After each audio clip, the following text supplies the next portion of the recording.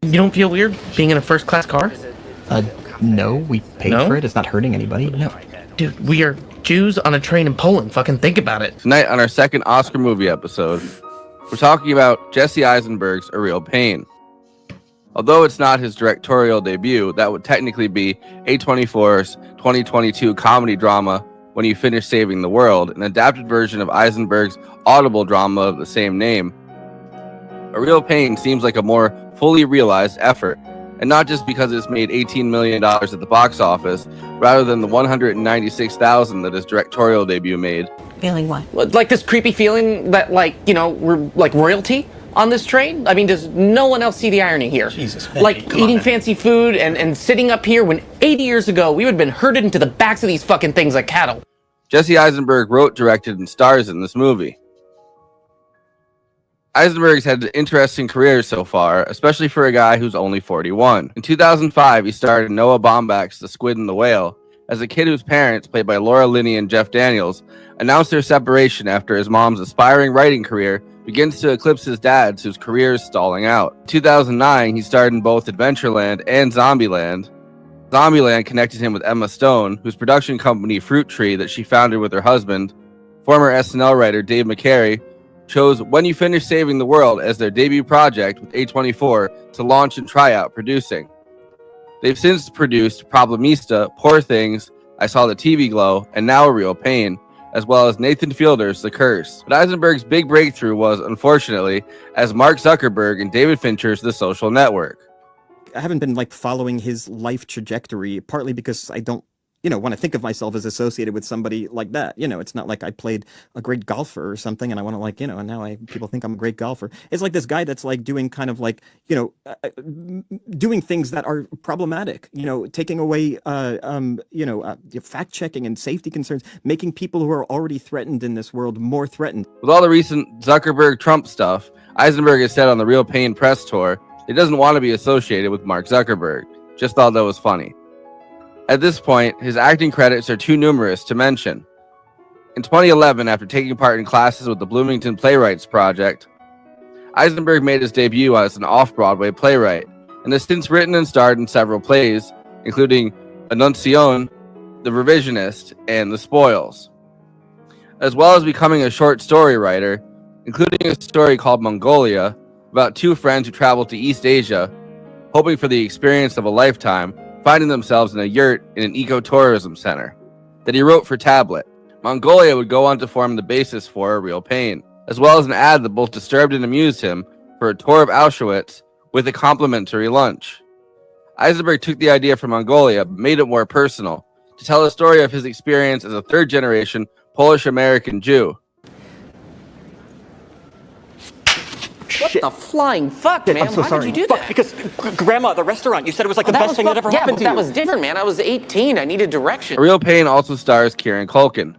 Jesse and Kieran play cousins named David and Benji, who go to Poland to try to see where their Holocaust-surviving grandmother came from after she dies. Kieran Culkan is not Jewish, he's Irish Catholic. Neither Jesse or Kieran Culkan were totally sure that he was the right fit.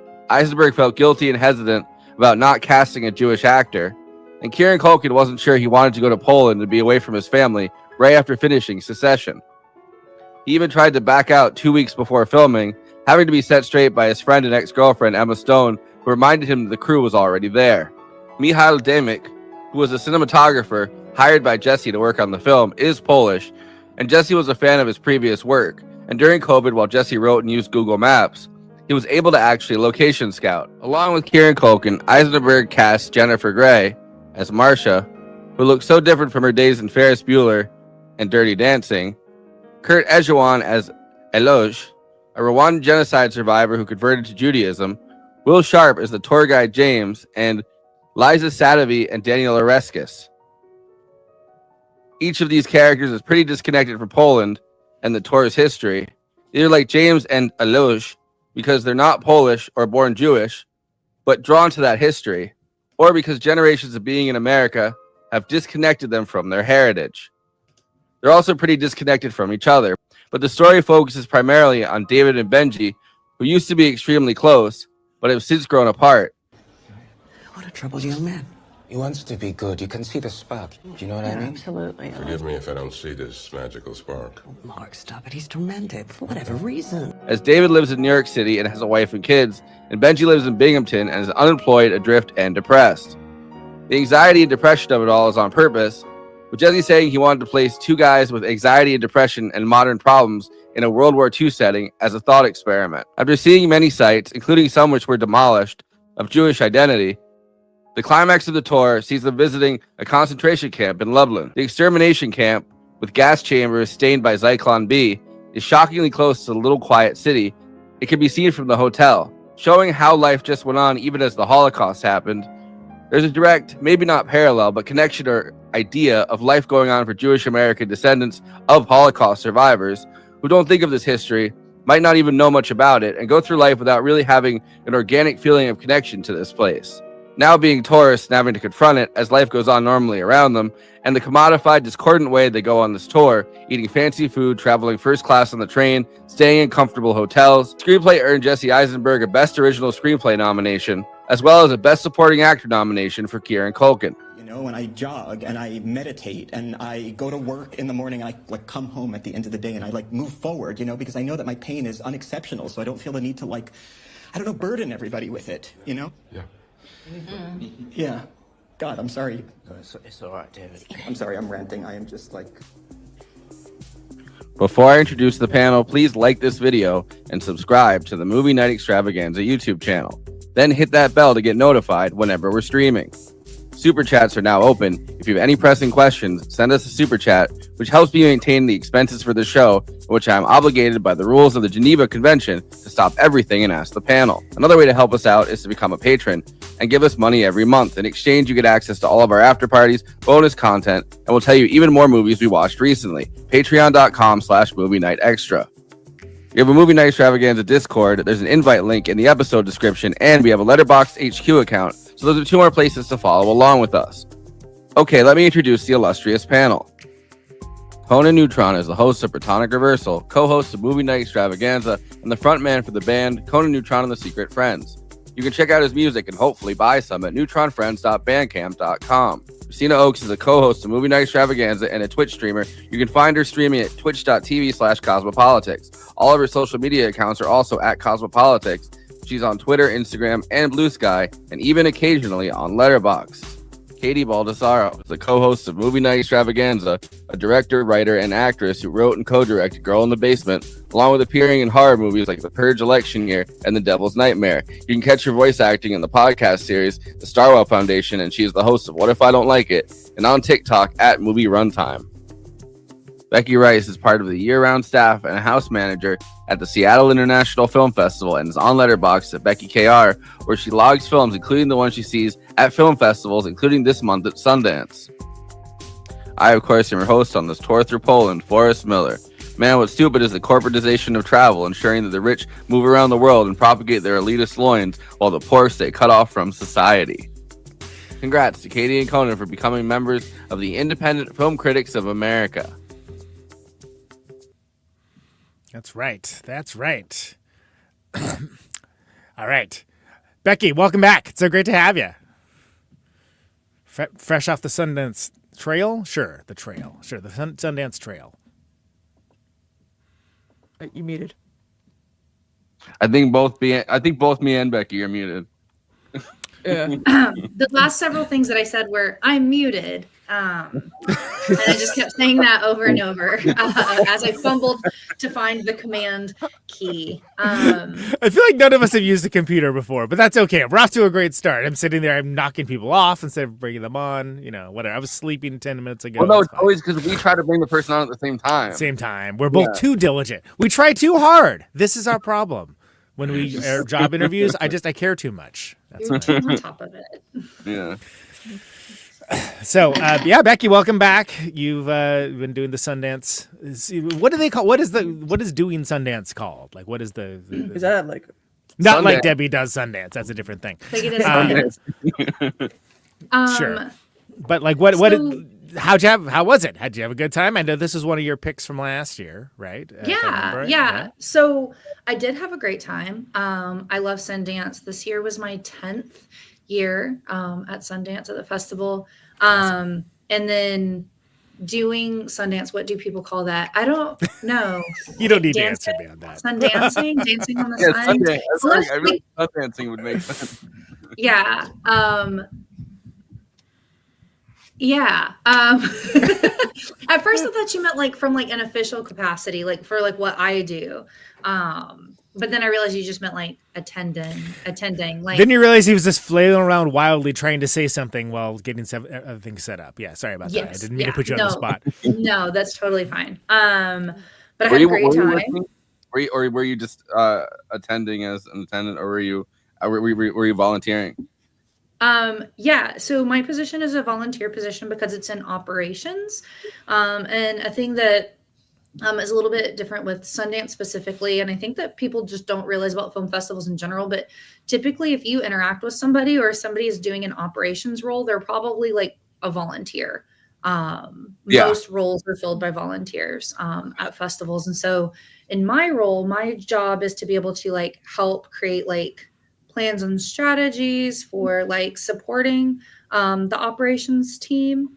So if there's anything where it's like, oh, we know that there's like really high profile talent in this film, and so the press line might be a little bit busier than usual, or there might be heightened security, or hey, something's been going really weird with the scanners at blah blah blah venue this year, can we get somebody extra on site? So basically my job is I know how to do every job at every venue. And that's what and that's what I do. And so sometimes it means that like I don't do anything and I just watch movies. And then sometimes it means that like Sarah Jessica Parker asks me for a favor and I try not to cry while she looks at me and my hair is in a greasy ponytail and I realize that I'm wearing flat shoes. And it was the most embarrassing thing I've ever experienced in my life. Was that this year? It was this year. Yeah. And I was just like, okay. And I was like, don't think about your shoes. And I was like, my feet are flat on the ground. And I was Yeah. But you get, it seems like it's nice to get a chance to see a lot of things, really early on, as you do when you're involved in the film world. And you always come in with the best recommendations. I always appreciate when you kind of give the advance warning of like, oh yeah, this is a good one to watch out for. This one is cool. And then I get to wait 9 months to see it. Yes. Wait for Hulu. Sometimes it's not that bad. Sometimes it's not that bad, but sometimes it's pretty intense. And this year was kind of like a low sales year for Sundance. And so I think we're gonna be a while before we find out about distribution for a lot of these films. I mean, there's some exceptions to that. Obviously, like If I Had Legs, I'd Kick You is probably like my highlight of Sundance. And it came in with distribution. It's an A24 film, but it's got Rose Byrne. And I like the idea of Night Bitch, but I was not crazy about the film or the book themselves. But I liked what they were going for. And so I think that this does a very similar thing, in its exploration of like motherhood and fear and those anxieties, but I think maybe in a way that's more effective and leans into the weirdness of that. So that'll come out sometime this year. I didn't get to see Sorry Baby, but very much looking forward to it coming out. A24 picked that up, and then I think Neon is going to distribute Together, which is That's wow. like a horror film with Alison Brie and Dave Franco. Oh yeah, I heard about that. Yeah. So we'll see what happens there. But then even, I don't know, we'll see what happens with Twinless. I know there's a lot of like copyright stuff happening with some of those like stills and stuff getting kind of leaked to. They're saying Twitter. that might be the end of the remote, not of the remote virtual, viewing, but that's remote viewing. I'm really on one tonight, aren't I? Remote viewing. Yeah, the virtual Sundance may be a thing of the past because people just couldn't help themselves with some. I think it's mostly screen caps, right? But they were like social media and which is you can't do. You can't do that. Yeah, with Twinless, it was mostly like GIFs and stills. But then with the Selena documentary, it was like full clips of it were being uploaded to TikTok, and so it was pulled. And especially with films like that where they don't have distribution yet. Yeah, what do you do? If people are hurting it. If people have seen, giant swaths of the film, there's less incentive for a distributor to come in and purchase those films. And so it's tricky, because you're like, I understand that people want to see this, but this is not the way to go about doing that and making that happen. And so I don't know what that's going to look like for virtual screenings for film festivals. I don't think it's just going to be a Sundance thing. I think a lot of other festivals are going to kind of like double down on some of that. You see people live streaming movies that they filmed on TikTok and stuff like that, and it's like really we're gonna do that. Yeah, I can't have imagine, nice things. I can't imagine though, like I feel like even doing it that way when you go to the movies and people do that shit, which already sucks, like at least most people have enough like shame or like, I don't know, like fear of somebody catching them doing it or whatever, that like it's not as common. I feel like when there's nobody to watch you and you're just behind it on a computer, like then you're like, you know what? I'm the biggest scumbag in the world, and I'm gonna let everybody see this. Like, I feel like there isn't that like authority incentive to like not do that. I don't think you can trust people, especially these kids today. Yeah. These kids today. Damn kids. But yeah. So you saw this at Sundance in 2024, right? I did. Yeah. It was one of my like top things coming out of the festival. I was like, I really loved this movie, like could not stop talking about it. And it didn't come out until, it took a while for it to come out. It looks like it came out November was when it officially came out. Like, did you see his previous at Sundance? He when you finished Saving the World, which I haven't seen, but it seems like at Sundance it was one of the movies that came in and then didn't get a lot of attention. Like it only made like $100,000 or something in the box office, which is crazy. When you look at this, and this made 18 million. Yeah, I think some of that is, when you look at it like cast wise, like I think is Julianne Moore's the mom in that film, and like people know who she is, but I don't know that like people are going to the box office, like they're going to the cinema because they're like, oh, Julianne Moore is in a movie, Yeah, she's one of the things that you watch on like on streaming or something, because it was Julianne Moore and the kid from Finn Wolfhard. Yeah. Stranger Things. And so I think it didn't. It feels like a thing you're supposed to watch on streaming, and then two, it didn't get a huge theatrical push. I'm not really sure how or why that happened. But I mean, I don't love it. I love a lot of ideas that are in it, and I don't really love the execution of it. And I was really shocked and kind of taken aback. I've always had a very strong affinity for Jesse Eisenberg. And I know we went through like a weird like patch of time where people are like, oh, he's like rude. And then upon revisiting, people are like, oh, he just has like extreme anxiety and a very dry sense of humor. And when you couple those things together, sometimes he thinks it's a magic show. He tried to do like a magic trick, and he tried to show the interviewer the magic, but he was like kind of condescending about it. And I think he wasn't condescending about it.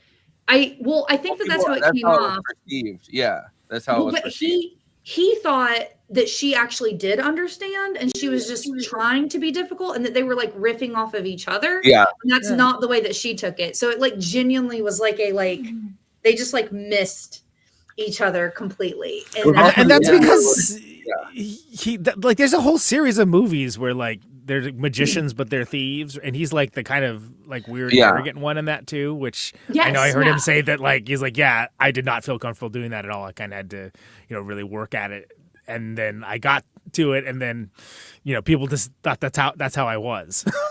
Which is horrible. Any actor's nightmare, right? Obviously my introduction to Jesse Eisenberg was The Social Network, and I could not separate him from Mark Zuckerberg. Even now I have a hard time separating them.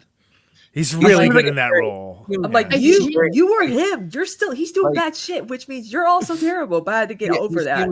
He seems extremely anxious. Like in some of the actual like there's a lot of awkwardness in the New York Film Festival thing because he couldn't be there. So there was like the New York Film Festival played A Real Pain and talked about it, and he couldn't be there. So he was on screen in the back, and you could see like he was kind of shaky. Like the fact that he wasn't physically able to command that presence, and he was just kind of behind them listening on a thing, but on the screen, like already that was enough anxiety that you could hear like a little bit of like a tremor in his voice. So I imagine that he's I mean, also judging by his rating and his roles, like a very anxious. Yeah, I mean, look at him as Lex Luthor. Like, I mean, that miscast, like that was a miscast of all miscasts I can think of. Like, I'm like, I think he's too anxious for a role like that. I think he's the best part of that movie. Yeah, I agree. I think there's a period of time where he gets conflated with Michael Cera. And so people are like, yeah, he's anxious and obnoxious and full of himself. And you're like, no, not the last part at all. No. And yet it's just they assume that. Very self-aware. Yeah. Oh, maybe overly self-aware. And I think maybe that's why I have a really strong affinity for him. And that's why him and Kieran Culkan are two completely different guys. Like, you can see Kieran Culkan has a different type of sense of humor from Jesse Eisenberg. And I think that's what works about this movie. But also rooted in like a kind of anxiety when you actually see him talk. Like I think for a long time, like his bubbly personality, like how hilarious he is. I think some of that is rooted in his own mental state and his own mental anxiety and like depression. And you can feel for both these characters on the screen throughout this movie. Like they both have this, like he has a real sadness behind him, and Jesse Eisenberg has a real anxiety to everything he does. So they bring and it manifests very differently. Actually, I was wondering, Kieran is getting all of this accolades for his performance, and there's almost a feeling of like, is it not just him being him, in as much as it's Jesse Eisenberg kind of being Eisenberg? He's like charismatic, and he has this like carefree kind of illegalness. Like you hear the story about the time he switched the pot in a play that he was in with Mark Ruffalo as a teenager to real pot and got the whole cast. Yeah, blazed. Mark Ruffalo didn't say his name. I think it was Kieran who said that he did it, and then Mark Ruffalo was like, "Yeah, it was Kieran Culkan who, Yeah, he blew him up. Too much pot. Yeah. So like, just get stitches, Ruffalo. There's this feeling of like, is that just Kieran being Kieran with a little bit of a background that might not be his? Yeah. I've heard that a lot, and in some ways I do kind of think that, right? Because like even when you're watching like the promotion for this, right? Like you feel like it's just a continuation of the same thing, right? Like I think a good example of the opposite of that is like Timothy Chalamet, right? Like every promotional piece you see him doing, you're like, this guy could never be Bob Dylan. And yet he is, I think the difference and like the reason that the Kieran Culkan like performance is getting so much like attention and like accolades is for when it does kind of like reel in and become like much more somber and much more serious, and like how quickly he's able to go from like this very like manic, happy-go-lucky, nothing really matters to, like this thing is like the biggest thing I've ever felt before. And I think that like how quick those things happen is part of that. It not quite the same, and I don't think it's like dialed in as much, but like if anyone here has like ever seen like David Tennant do any type of like stage performances, David Tennant does a very similar thing where he's able to like pivot like from one character to another and like very quickly in a way that's like almost seamless. Like, you know, you're watching live theater and you almost feel like there was an edit. Because you're like, there's like, no how way could he to- switch that quickly? Like, yeah, totally. Yeah. And there's a thing that Kieran Culkan does in this film that I think like is very like reminiscent of that style of acting. That I think is what's appealing to a lot of actors. Yeah, and it kind of reminds me of something like I remember. I mean, an interesting example to me because I mean, a lot of people are, you know, Kieran Culkin's performance is getting all the accolades to stand out. Jesse Eisenberg is like not getting as much praise or accolades for this movie. It kind of reminds me of when Girl Interrupted came out, and everyone thought it was supposed to be like Winona Ryder's like big comeback role, but guess who stood out and got all the accolades? Angelina Jolie. Yeah. And this has happened before in films where it's like, you know, that, you know, top billing, but it's, you know, the other lead stands out. Well, and that goes to what they're saying. You know, some people are like, well, is it a supporting actor performance or, you know, is it the lead? Like which one? In it's one of those things you can almost flip a coin, really, to a certain degree. And that's always controversial. I think that even though the character has a lot of the screen time and shares a lot of the screen time, ultimately, at the end of the day, the film is about Jesse Eisenberg's character. And the way that he views his cousin, the way that his cousin acts as a mirror for him and his own anxieties. And so, yes, this is like a very big, you know, performance that is dominating and occupying a lot of the time of the film. But at the end of the day, like, I don't agree with any of the arguments that like, oh, this is a lead performance. I don't think that there's two leads in the movie. I think Jesse Eisenberg is the lead in the film, and I think Kieran Culkin is a supporting actor. Which I think is the reason. I mean, he's getting so much more praise for the role, but Jesse Eisenberg is getting a lot of praise for the writing, and I think that like, I don't think you can take Jesse Eisenberg, the director, Jesse Eisenberg, the writer, Jesse Eisenberg, the actor in this, and his own experience, which he did go on he saw, I guess, the thing where it was like a trip to Poland to see Auschwitz with the complimentary lunch. He makes fun of that when he's talking about it, but he did end up going on that trip. But he did, yeah. I think I don't think Becky. I think Becky hits it on the head with the idea that like this acting goes just a little bit further when Kieran does it because he is not just himself sitting in himself. He's taking it to a darker place. I don't think that Eisenberg ever does that in his performance. He sits in that like waiting room that they're both in and is himself very credibly, very well. But it's the moments when Kieran kind of becomes a little bit more than himself that really drive this movie forward. And I think it's great. I think that because he's playing off of himself, he has a comfortness and an ease that allows him to go further very well, very fast, and do that turn of the dime thing that you're saying. I think that's why. And we also originally, Kristina, I just want to say originally, just to tail on that, he wrote the Benji role for himself, weirdly enough. So he was thinking about being the Kieran Culkin character, like being against type for himself. And then Emma Stone had to be like, "Hey, buddy, if you're directing this and you're the writer, you can't be doing like this." And I'm sure that was also, I don't see you in this role, but she had to put it in terms of like, "Hey, if you're gonna direct this, write this, and I'm gonna produce it, like you can't be doing this over the top." Emma's looking out for her friends and exes. Right. Have you guys seen? Sorry, go ahead. Sorry.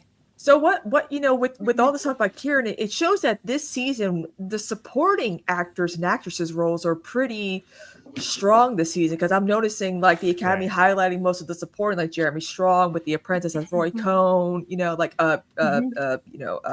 Edward Norton as Pete Seeger in The Complete Unknown. It's like they're really homing in on Borisov, Honora last week, right? Yes, exactly. By the way, Edward Norton's Pete Seeger performance is the best part of A Complete Unknown. I did not really care for that. It totally is. That's why I think he's going to win Best Supporting Actor at the Oscars, and I'm like, okay. He statistically shouldn't. He's been nominated so many times and lost.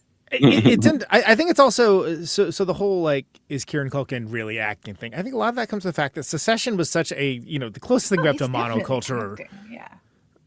The closest thing we have to like a monocultural style TV show, right? That everywhere, everybody watches Secession. Everyone loves Secession. Even me watched it. Even Forrest. Even Forrest watched Secession. But okay, so the actual. So I think that because that is a well-written and well acted performance in Succession, and that's how a lot of people came to know his work. That I think that there's always, when someone plays a role and it's very powerful or very big, a lot of people be like, oh wow, that guy, they just got this guy that just like does this. This is what this guy is like all the time. He must be so intense. And it's like, well, no, that isn't really the case. But it was something where I think people walked into it being like, oh, I hear he's really good in this. And it's like, oh, he's doing that thing that he does where he's the guy that does the stuff. And it's like, well, no, it's a different role entirely. Like this is a very different kind of thing. And so I think he gets credit, and that's kind of re-upping the point that he's getting credit for like the softer, like more emotional, like hurt, for lack of a better term, parts of it. Yeah, plus, but he's so close to finishing.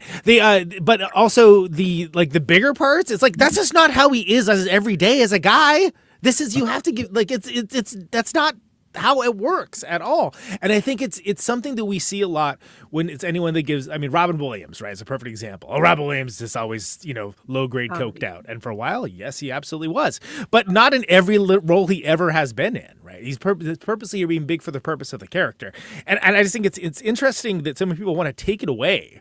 When I really do think this is, I think this is a strong, Oscar-wise, like the nominees are all very strong. And I do think this, like, I was actually at a moment, I was like, oh, they're not going to nominate him, like this movie isn't big enough. And I was really glad to see that he got it, because I was like, I think it's the thing that, like, you come away with, like, wow, that you don't have a movie without that character. And it made the movie for me. So it's no, you just have a normal like Polish tour, and you have Jesse Eisenberg quietly sitting there and not interacting with anybody. Well, you have like a pensive, sort of different kind of Holocaust movie thing. Okay, well, I want to be completely clear that when I say is this actor just being themselves at a baseline, that is still acting. I still memorize the lines. I'm still going from point A to point B. Like, I don't mean that in a derogatory way. I mean, like, do they have a baseline of ease into this character because they already spoke the language? A lot of times we cast actors because they have previous experience that fits the role. So that should never really come off as like a derogatory thing to be like, wow, this guy seems like this guy in real life. Like, yeah, that's why they fucking cast him. Yeah. No, and I'm not even talking about your mention of that, KT. I'm just talking about there's a lot of, when people drop their Oppo research dumps around award season, it's sort of like that seemed to be like the method of attack. It's like, really? That's what you have? Okay. Like, and also too with Kieran Culkan, he's no longer just Macaulay's younger brother. Like, a lot of us remember him being Home Alone as well, because he was the bedwetter. But he's been in, Scott Pilgrim, like, he's been in so many other films. He's great in Scott Pilgrim. Yeah, that character's awesome. He's been in so many films that people just kind of like forgot and just like, oh, that's Macaulay's, younger brother, whatever. But now, Culkamania is kind of coming back because, Macaulay's sober, he's married, he's got kids, so is Kieran. Like, they're both doing really well. So, like, a lot of people are now paying attention to Kieran's career. And I think his breakthrough role was in Succession. Yeah, I feel like he's very good at projecting in, like, while being gregarious, which I think he is as a person, while being kind of charming and gregarious, having this deep sadness behind it. And I feel like that's probably the through line with these characters. Not to say him as a person, he seems like the sad, like the loneliness or whatever. Like, it seems like that definitely isn't him, because I mean, he has a family that he's very close to, and he has like, like a lot of these characters are. Like, one of the central things about them is that they don't have a family behind them, or they don't have a significant other and kids. And yeah, I think that's the thing. Like, when people are like, that's just how he like is as a person. I'm like, this person literally like almost didn't do a film because he's like, maybe I don't want to like be on set. Like, maybe I don't want to film on location. I just want to stay home with my kids.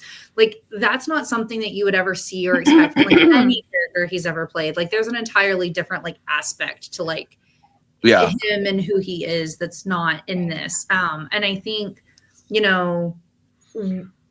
this narrative that like, oh, he just does the same thing in every performance. I'm like, you're talking about two performances. You're talking about one movie. Yeah, which one?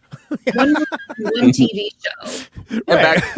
And now you're saying that's performances. But they are back to back, and I get that. And I haven't seen Succession, but like I do know and I understand like what the similarities are, but they're not the same. My biggest problem, I don't think the characters problem with it, with the nomination, isn't that I didn't think that he deserved it. And like, I came out of Sundance being like, Kieran Culkin's going to get nominated for like Best Supporting Actor. I was like, and that might be the only nomination that this film gets, you know? Yeah. But it's definitely going to happen. The thing that I have a problem with Best Supporting Actor is that Sing Sing. Yes. Like, Clarence Macklin absolutely should have been nominated for Best Supporting Yeah. Actor. I agree. And like, one, We are it's processing and incredible- we vote, but not in the Oscars.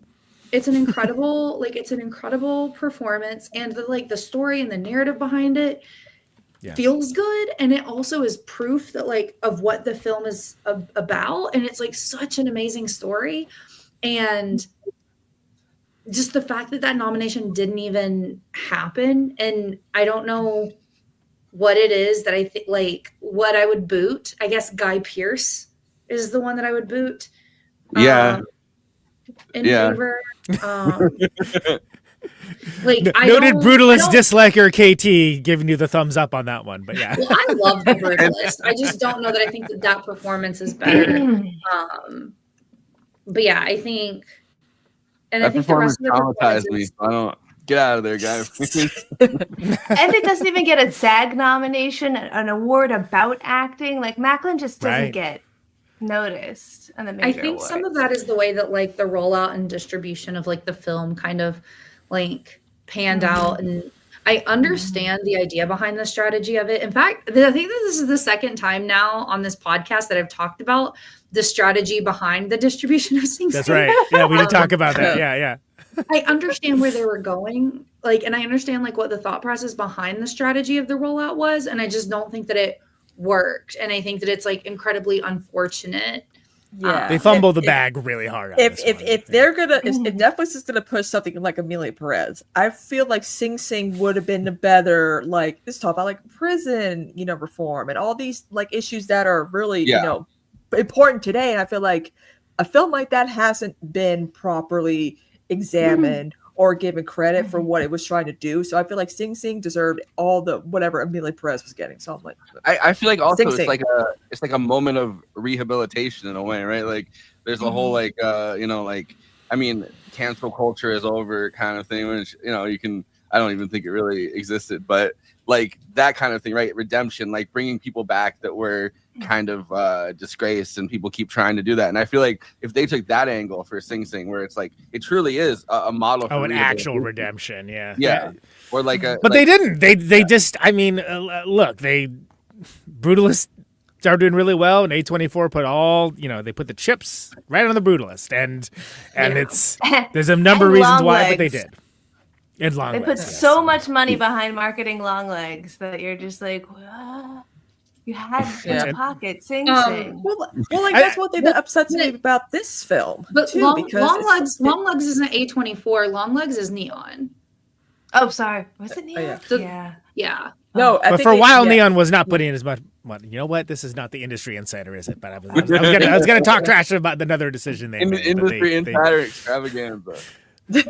But it can be maddening, right? Especially when, so I get it. If you have a distribution company and you have a limited amount of resources, you have to, choose where you put things in. Sometimes you call it right, sometimes you call it wrong.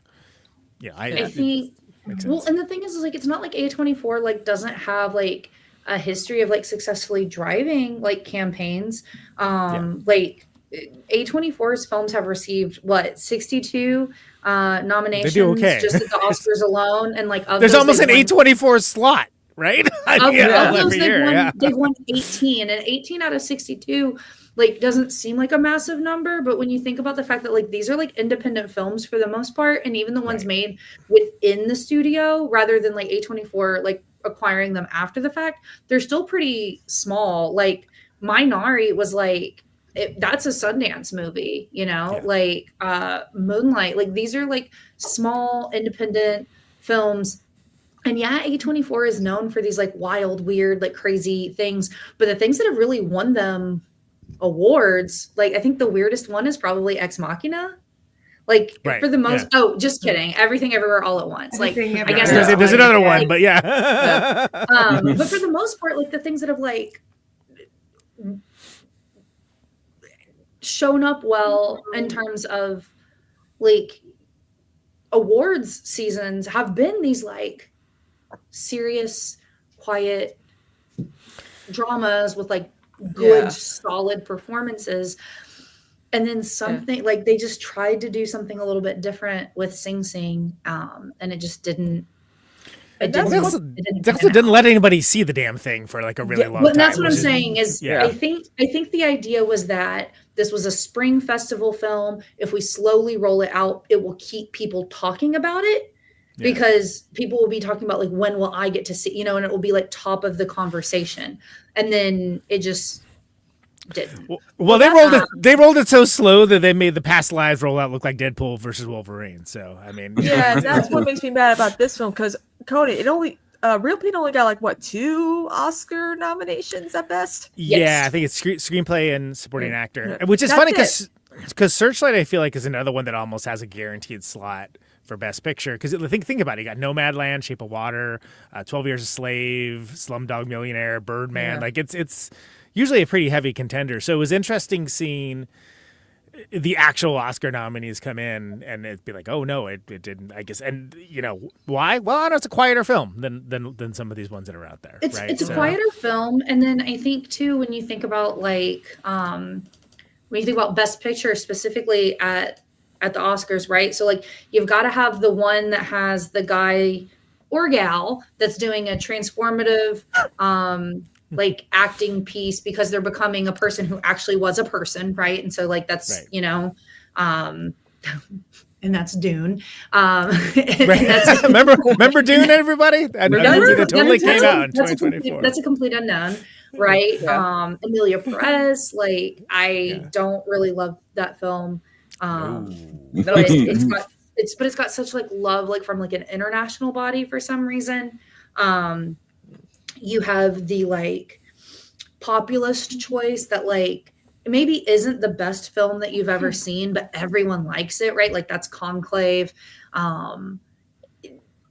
We've been begging and asking for like weird genre film to finally get like an opportunity at like Best Picture. So like, The Substance is showing up. Like Dune 2 is such like a massive spectacle. Wicked, right? Obviously like gets the nomination because it's a massive, like, it's just a massive undertaking. And so like all those like slots of like, what do we usually have here get filled in? And then that like, oh, we're going to do the one indie film that not as many people got to see. Like that went to Nickel Boys this year. And it's just like Nickel Boys or it was going to be Sing Sing basically. I think so. I think so too. And like, I think that from a feat of Holocaust one too, right? Like I feel like you can't have two. Oh yeah, you can't have 2 Holocaust movies. Yeah, but it's like, oh no, but that's brutalist. That's exactly. Anyone? That's enough. Yeah, you can't possibly have too many people talking about this like massive thing that happened in a lighthearted way, almost. Very recently. Like to be perfectly honest, like Yeah, and that's kind of like the whole point with this film, because I mean they're going on like their journey. Like it's like how people go to Israel and do whatever and they come back or they stay there, whatever. But like it's going to Auschwitz can be very, very triggering for those who survived what happened. And even those who didn't, like if I were to go there, I'd be like, well, and I think it's important. You feel it's also not Auschwitz, and that's very important to the movie. And it's very important that like when, and there's a little making of feature if you do a rental through Amazon Prime. Sorry, Lord and Master Jeff Bezos.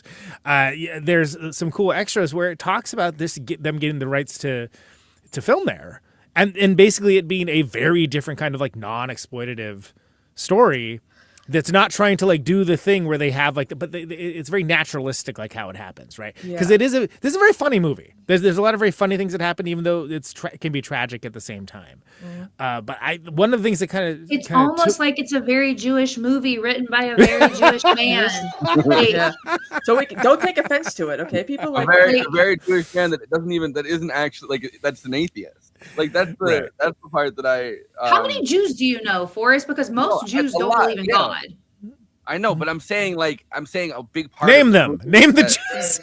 Name the Jews that don't believe God, like literally like all of them. Big part of I shouldn't say all of them. No, I was the joke was I was making Forrest name Jews. That's but a big part of the movie is that like a guy like Eloge, right, who converted to Judaism, knows about the traditions of Judaism, knows about the heritage of Judaism more than like a Jesse Eisenberg does, right? Like that's kind of the thing that they were going for. Like he's disconnected from his own roots, which like in interviews I was watching, he was talking about how he feels completely disconnected from like he actually did meet a Rwandan genocide survivor at a Canadian wedding, and he said he like that guy knew far more about like the traditions and the like not sacraments as a Christian, but like the traditions and like the actual like workings of Judaism far more than Jesse Eisenberg. From a religious perspective. And and that's incredibly common, right? Like it is.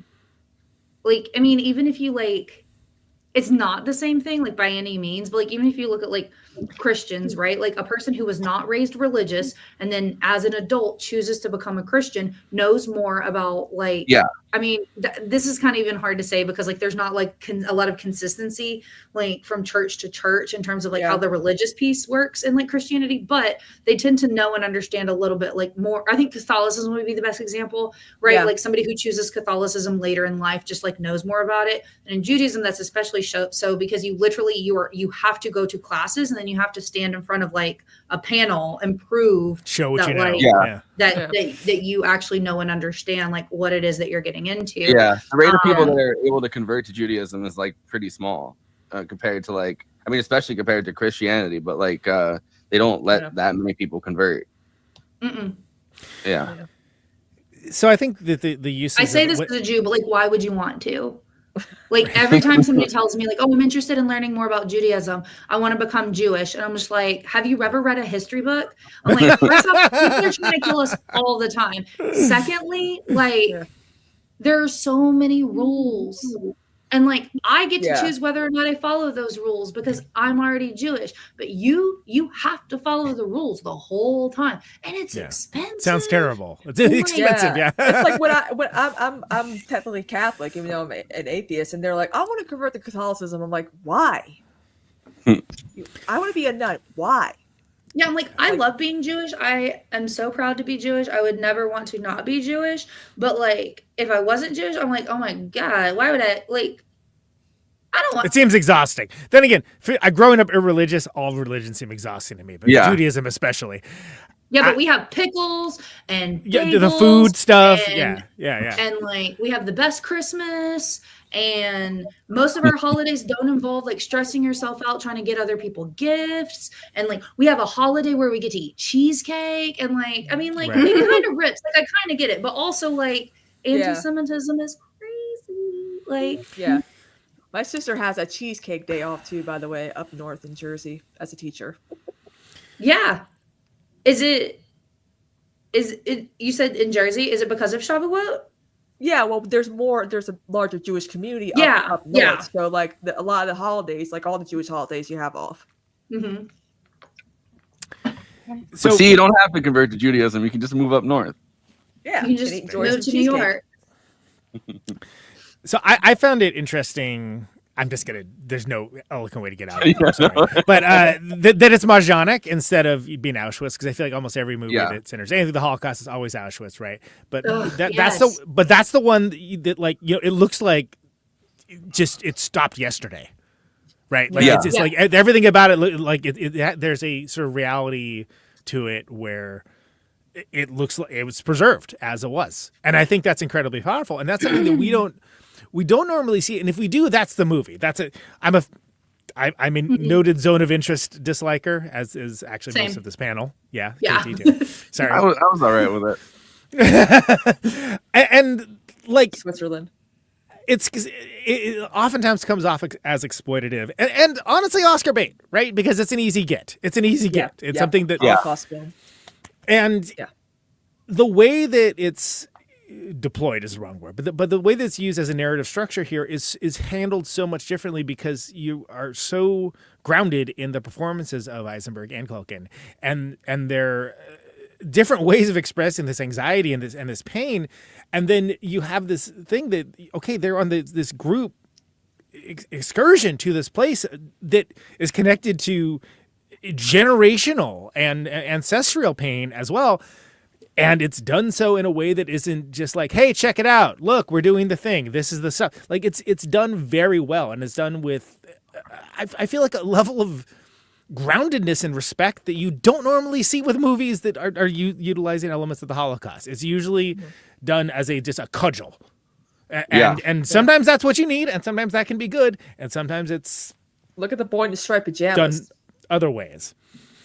But I think that being, but the idea of, again, him seeing that like there was these tours that were going, like Holocaust tour with like free lunch, right? That is a crazy class thing because everything's turned into a theme park now. Everything. Yep. And the idea of having that as the conceit of starting this kind of small scale story of familial strife between cousins that are like screwed up in different ways.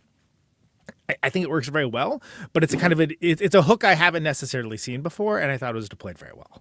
Did anyone here see Treasure, the Lena Dunham film that came out last year, where she plays a Polish Jew who returns to Poland to see where her family comes from? It's like the Stephen Fry one, where it's her and Stephen Fry, and they go back to Poland. I think Stephen Fry is Stephen Fry is her. I hear this. And it also came out last year. Yeah, but I saw the advertising for it. It is with Stephen Fry, yeah. The on-paper description of it is very similar to A Real Pain, but the actual execution of it is like so vastly different. But like even like there's an interesting thing where like the train thing like also comes up, and like the way that's handled in that one is like, she's booked this train tour and her dad decides to come with her is what ends up happening, and then he wants to like change fake Polish accent. And he goes and he rents a car, or like not rents a car, but like hires a driver. And she's like, well, I had this whole thing planned for like the train. And he's like, oh, that's fine. Like, we'll just go with the driver. And like, later in the film, she finally is like so frustrated with it. And it's come up multiple times. And she's just like, why can't we just take the train? And he's just like, we're going to hire a driver because last time I was on a train in Poland, it didn't go so well for me. And she's just like, oh shit. Like I didn't even think of that, wow. It's like a very similar thing that like also like, it's very interesting. The two movies, like they touch very similar like touch points, but just like in these like very different ways. And then I didn't really love it. I can't really explain like what it is about it that like didn't land for me. And I think Lena Dunham is problematic. Maybe that's it. Or like I think too it's a little bit too like digging into the sad like pieces, whereas like I mean like there is a lot in A Real Pain that's like incredibly like sad and like is a thing that's incredibly common, like especially amongst American Jews, right? Like just because of like intergenerational trauma and the way that it's like literally like physically passed down like during birth. But I don't know, it just like didn't land the same way. But there is a part where they go to the camp and someone says something and they're like, oh well, like when you go inside to the museum, da da da da da da da da, and she's like, it's not a museum, this is a death camp. And I think that kind of like speaks a lot to like the point that like you were making, where it's like these things of like these tours and it's like includes lunch or like visit the museum and like this is not here's your keychain. Like, I think there's the big difference between Auschwitz and Majdanek, right? Like a place that literally like you were saying, Conan, like Auschwitz literally is a museum at this point. It's like the Auschwitz Holocaust Museum, whereas Majdanek is just a very well preserved concentration camp. I mean, you think you see the thing with the shoes, right? That's about as grounded as you can get. Like, oh wow, that's literally the shoes of the people that were exterminated here. That's like that. That'll take the wind right out of you. Yeah, and I feel like we need movies like these in a way because I mean I feel like Holocaust denialism is skyrocketing more and more. We see so much pro-Hitler stuff everywhere on social media now. I mean Kanye West was selling literally today shirts on them. Yeah, and he got banned finally. Thank God. $20.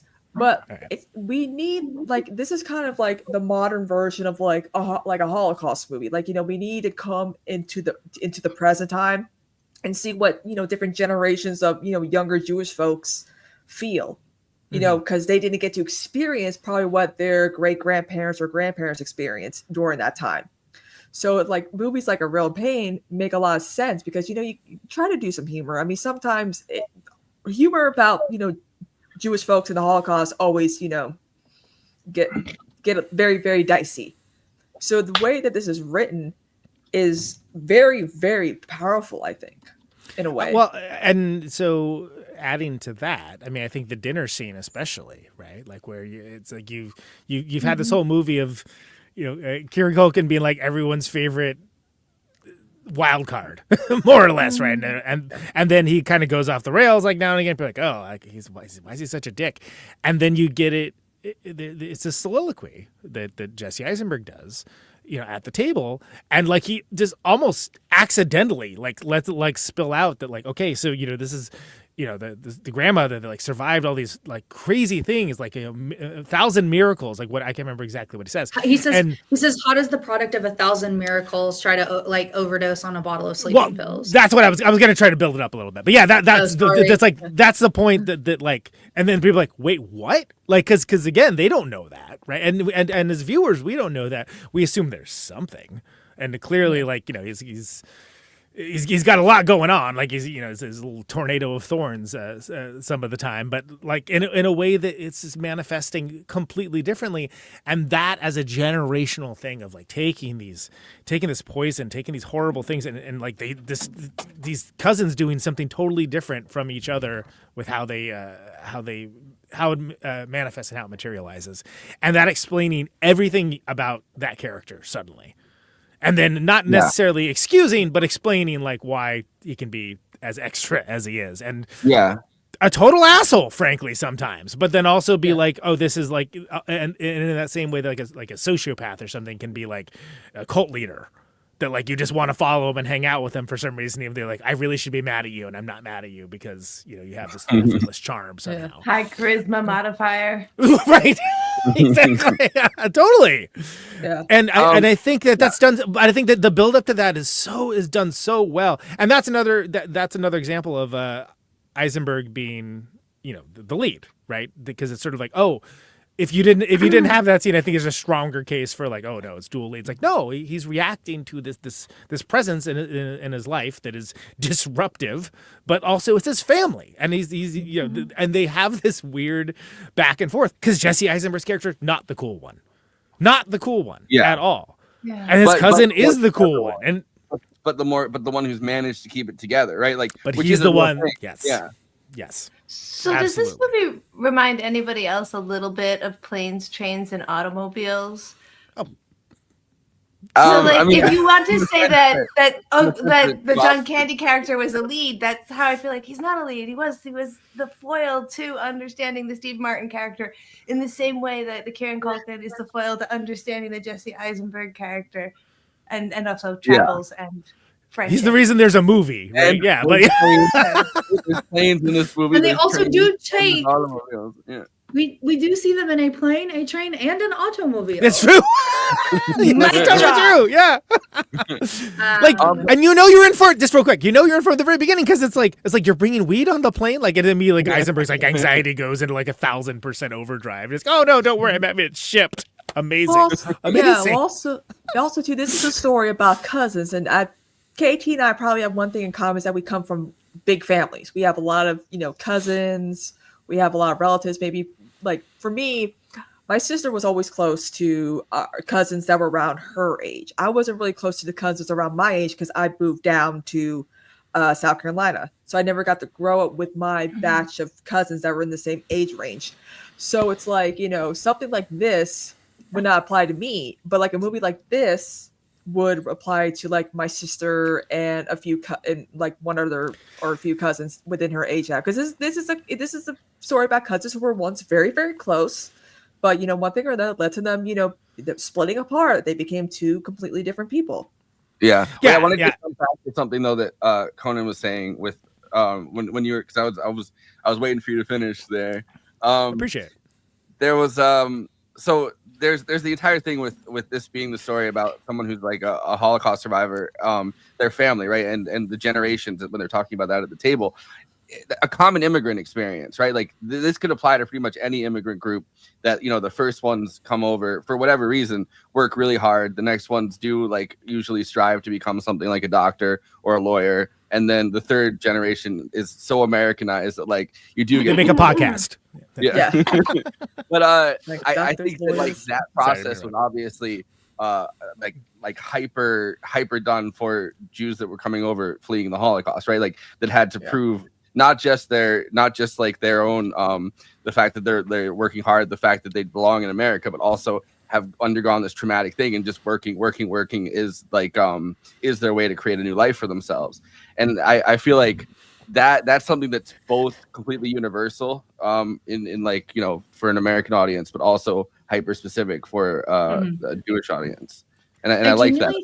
I genuinely think that things that are hyper specific end up feeling incredibly universal. And I think that we're getting a lot of that in storytelling within the last couple of years, you know, and these like incredibly like very specific stories, and almost the more specific that you're able to be with something, the more like everyone can kind of relate to it in this really weird way, even if they've never been in that exact thing before. There are a couple things in the movie where when we were watching it, my friend Devin and I, we were in the screening, and this has happened to us in a couple of films before, but we'll laugh and then we'll notice that like, oh, nobody else laughed at that line.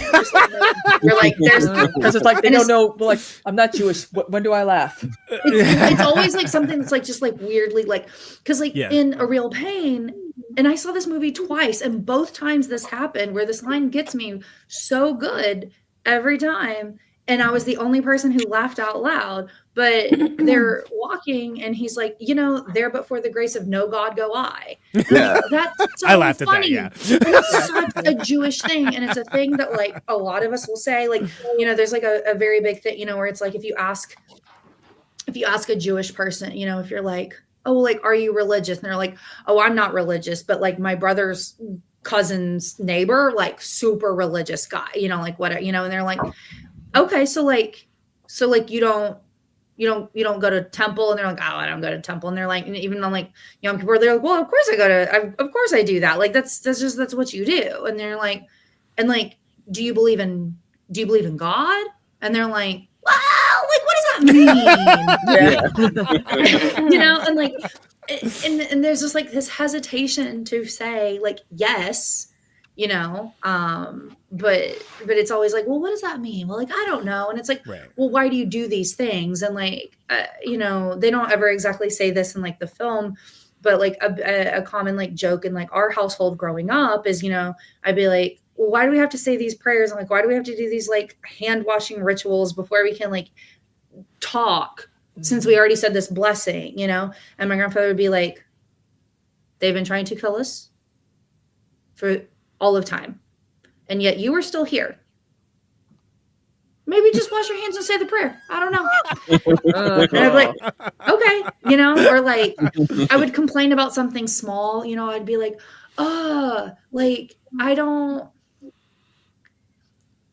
all of my jeans are skinny jeans, and bootcut jeans are like back in style, and I don't even have any bootcut jeans. And my dad would like, if my dad were here today, he would look at me, he'd be like,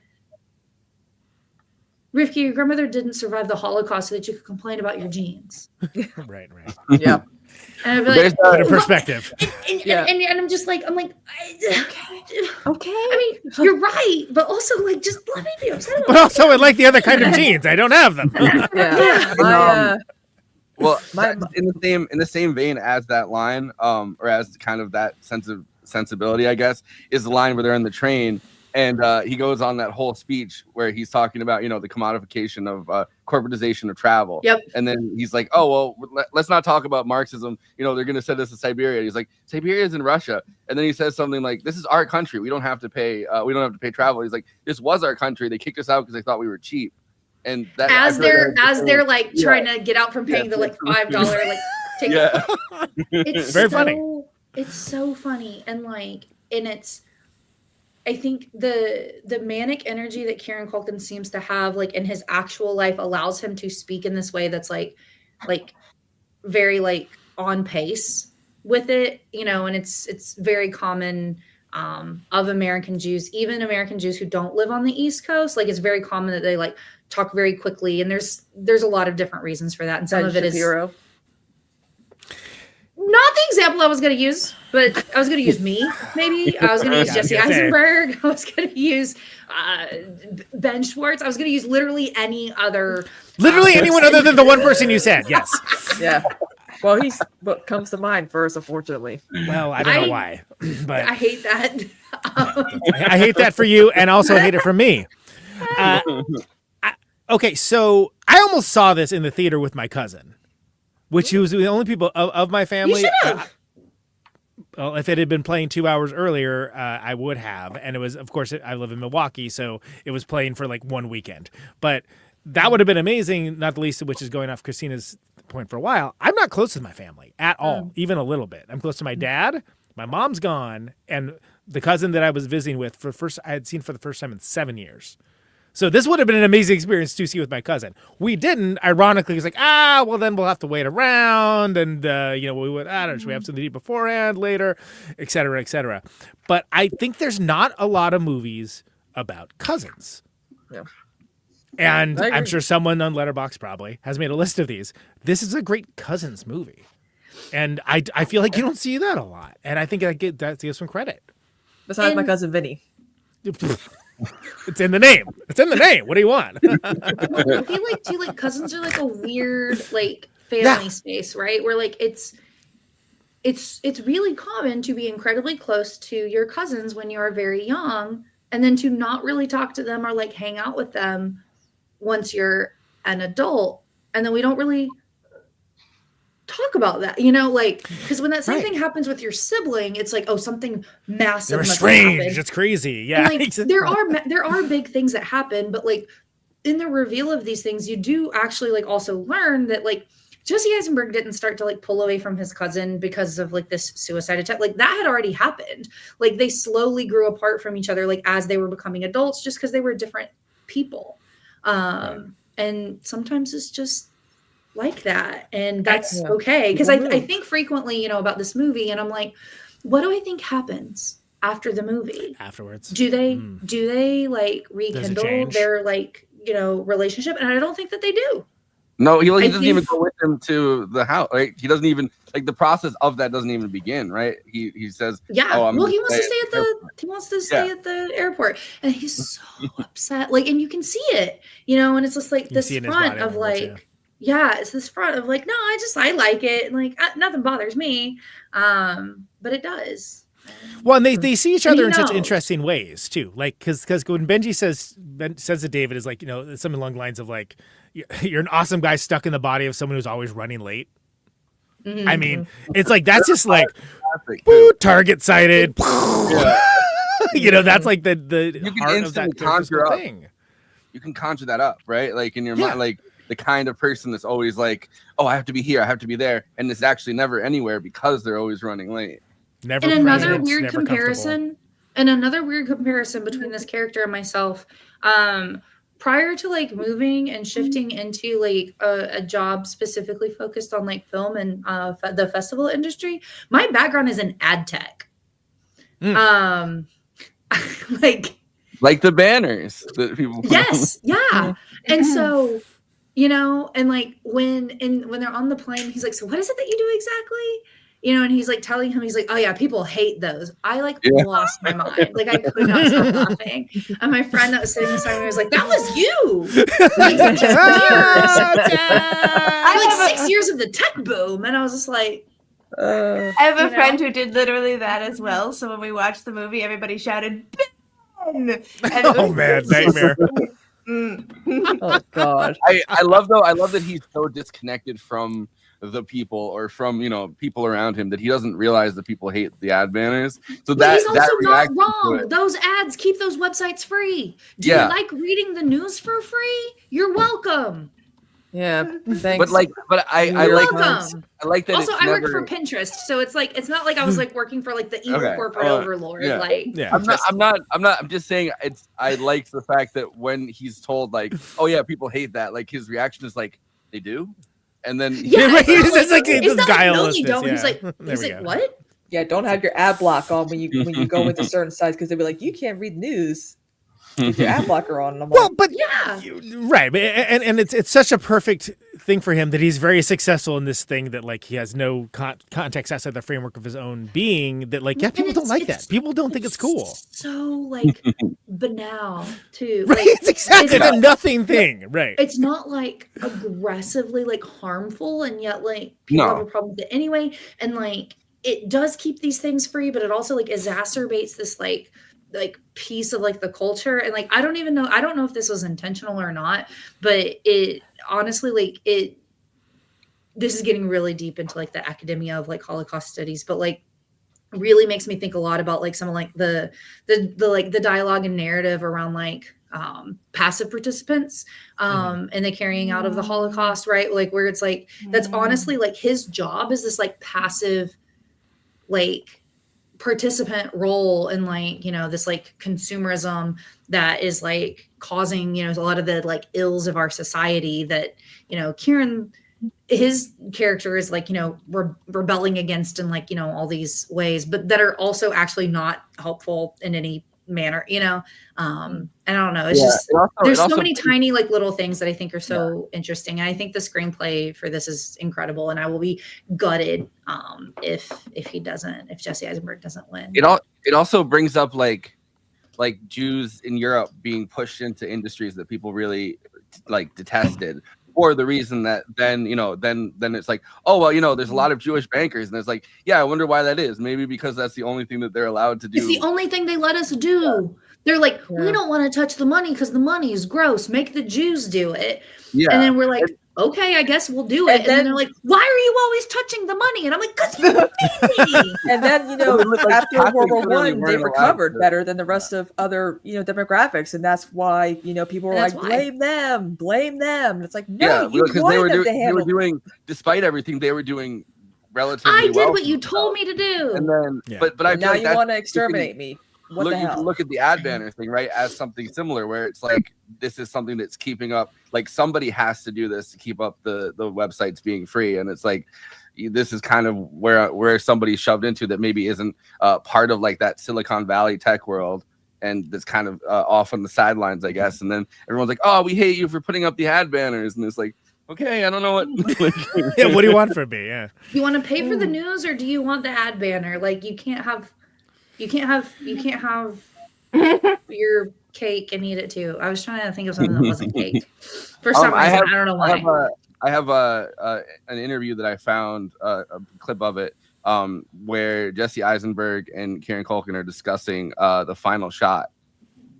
Cool. Actually, wait, maybe I don't have it. Hold on. Just go back to talking. Okay, while you're looking at like pulling that up, speaking of interviews, and like not to come on this podcast and talk about another podcast, but how dare you? A podcast that I really, really love is Table Manners, Jessie Ware's pet podcast with her mom.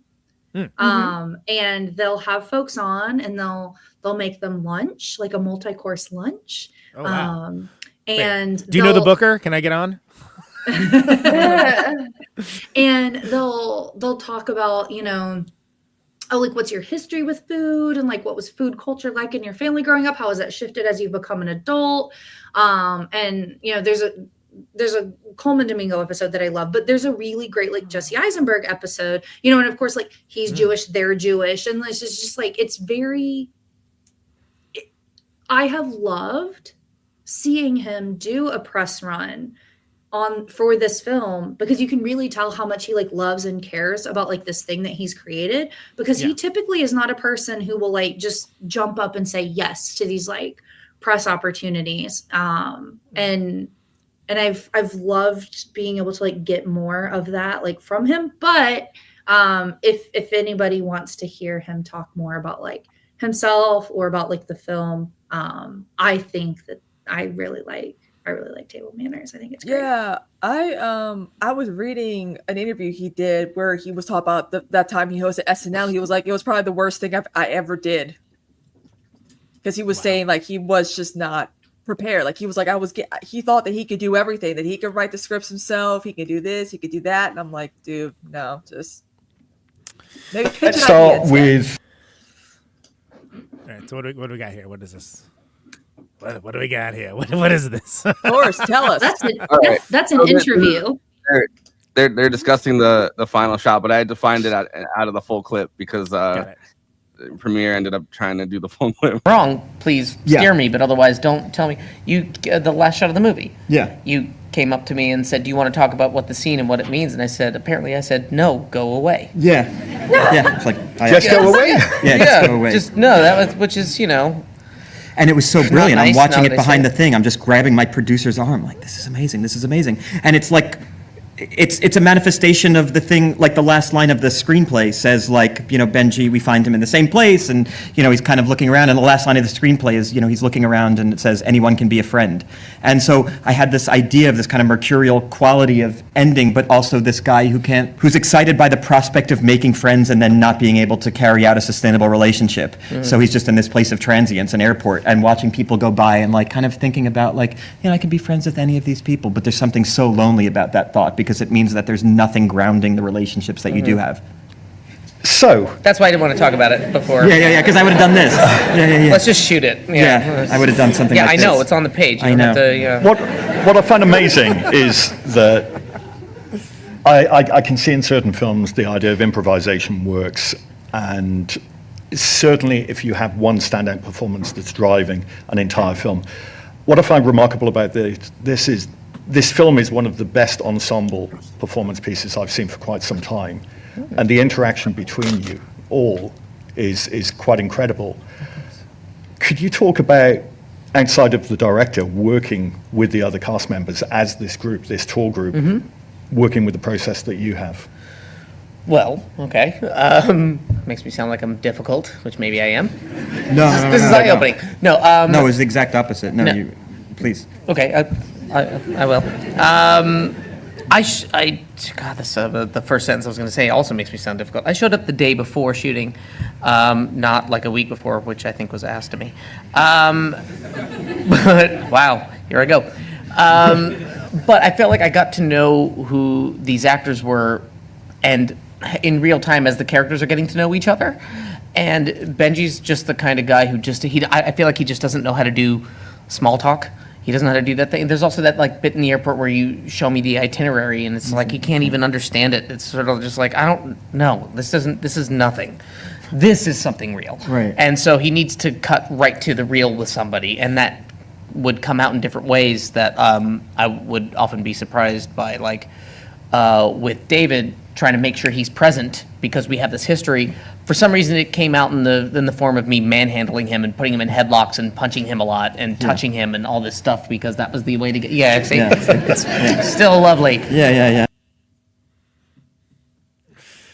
But yeah, Just as dudes, they have a nice dynamic. But he's right. And what's great about Jesse Eisenberg is you see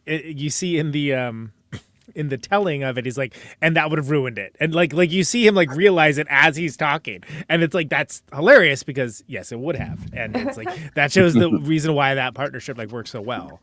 And again, actions that might be seen as random on Kieran Culkan's part. It's like, no, there's an intentionality to it. It's a sort of, it's a dynamic that's echoed more chaotically within the characters themselves, but it's interesting to see it at play. Yeah. So, Conan, you wanted to talk about the statue picture scene.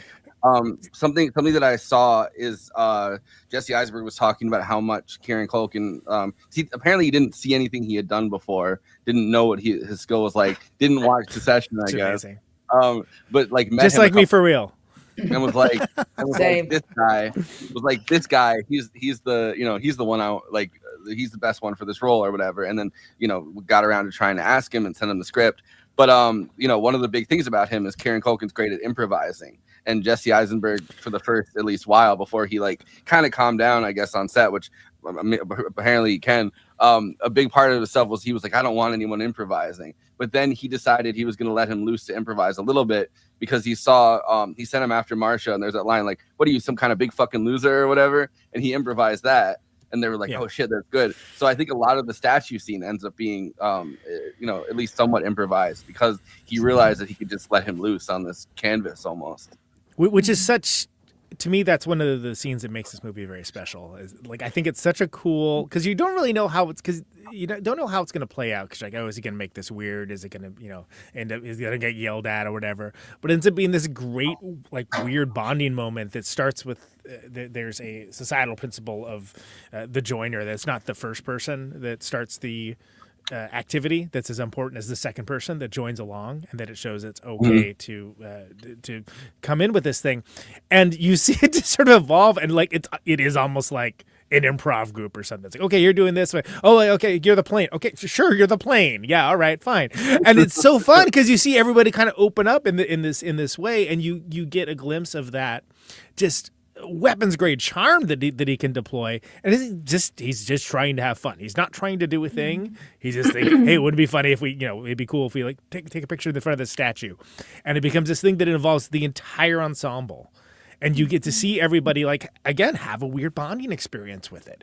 And I think it's so cool because you don't see that kind of thing played out in that way where you have people that they're aligned for this cause. They're a tour group. They're obviously they've got something in common, but they aren't necessarily having something in common. And so it was a really humanistic and powerful thing that not only shows his character, but just kind of a way of the interconnected nature of everybody at the same time. And I thought that was very cool, very powerful. Love that scene. Not to delve into stuff deeply, as I think Becky started to do when we were talking about like another side of it, but in my head, like they're doing the Warsaw Ghetto uprising, and that's the statue in front of it, and it's this moment where they're trying to show how resilient the Jewish people in the biggest ghetto in Poland that got absolutely slaughtered by the Nazis, like how resilient and how strong they were. And it's this moment where they're trying to show, before they see the concentration camp, before things get really, really downcast, they're trying to show a moment of like almost strength. And like, I feel like that scene in itself like shows that same kind of spirit, where even though they know that they're going to this concentration camp to look at it, and even though they know that this tour is going to be horribly depressing, they're still kind of having fun this last time and like laughing and doing something doing something fun, I guess, in that last moment. Because it's not just a misery, like a misery excursion, right? It's an important thing. It's not just that. That's so important. Okay, Becky, go ahead. Yeah, sorry. Well, it also kind of like comes up again later, right? Because like it's Kieran Culkan's character is the one that is like, no, it'll be fun. Like this would be a fun thing to do. Like, come on. Like, shouldn't we be like engaging with this and feeling this? And then later when they're in the cemetery, he's like, oh God, like why are we doing these like, performative like shows of like blah blah blah, like these are real people. Yeah. And you're like, but like he schools the tour guide, right? Who like is to his credit is like, oh, thank you for saying that to me. Made me rethink my whatever, which is sort of like what everybody acting up to anybody who's just doing their job, of course, imagines in the ideal scenario is what's going to happen. But in this case, it actually does make him think about it. Yeah. And so like he's driving this thing, because like on the train, he's like, you can't just like sit here and like have a good time. Like you should be like really thinking about like how serious this is, like while you're on this like train. And it's like, you literally were just taking these photos, like reenacting this, like a dude who was an airplane. Yeah. Yeah. And it's just like this very like interesting, like look at his character. But it swings all the way the other way too, because at the end of the tour, when the tour guide's like, hey, I really thought about it, and no one's ever given me advice before, and like, I'm actually going to take this to heart, and I'm going to rethink. And he's like, oh, what did I say? And he was like, right. This was like the central moment of the tour for this guy, and for and it was just didn't think of it all. Which again, another example of that character, right? Of just being like, oh no, he's just in it. He's in it, and then when he's not in it, it's gone. And that's, I think, so important to understanding the character, as opposed to his cousin, who is just not able to forget anything ever and not able to relax. His cousin's been thinking about that moment. We haven't talked about Jennifer Grey yet, which I'm a fan of hers because nobody puts baby in a corner. But again, a lot of people still don't recognize her ever since she got her nose job, and so I was surprised that they actually put her in this movie. I was so glad that they did, though, because I kept being like, who's that woman? She looks familiar, right? But I didn't know, because I didn't have this, an encyclopedic understanding of the movie ahead of time. But I was like, oh, that's awesome. That's Jennifer Grey. And like, I gotta say, when I realized it, when I rewatched it, and I was like, oh shit, that's Jennifer Grey. Like, Yeah. when it clicked in my head. I think that her role's a good one. I think that's a cool character, and I really thought that her and Benji were gonna hook up. And I don't know if it's just like me being simplistic or whatever, but like I was like, oh, they're gonna hook up. You would have needed that. And she's Jewish. Yeah. Yep. Well, the whole thing with her nose was that she was desperately afraid that, like her nose was going to stop her from getting these leading roles because of it marked her as Jewish. She felt like, yeah, the nose job did. Yeah, and it did. Yeah. Yep. But I think that that's a great character. Like she's like and that's something where again I feel like maybe they did. I mean, it's ambiguous. I feel like maybe they did hook up. It's not explicitly. It just doesn't have to be explicitly mentioned. Yeah. But it's another thing where I don't this think whole they do. I really don't think that they do. I think you're like you're led to thinking that. Yeah. I'm chewing on a. I mean, yeah, I don't. I felt like maybe they did because I had that same feeling, and then I was like, all right, well, because he's like, oh, I went up to, I was hanging out with Marshall all night, and like, but I don't know. It's almost irrelevant if they did or didn't, right? Yeah. But it is something where you get these. Did they? You get these little windows into the other tertiary characters, like the rest of the tour group. That's like, oh, you can watch a little like mini episode about what they're up to, like what's their story, and every one of them has like their own thing going on. I think that's harder to do as a writer than a lot of people give credit for, and it's harder as a performer to build the stakes where anybody would care.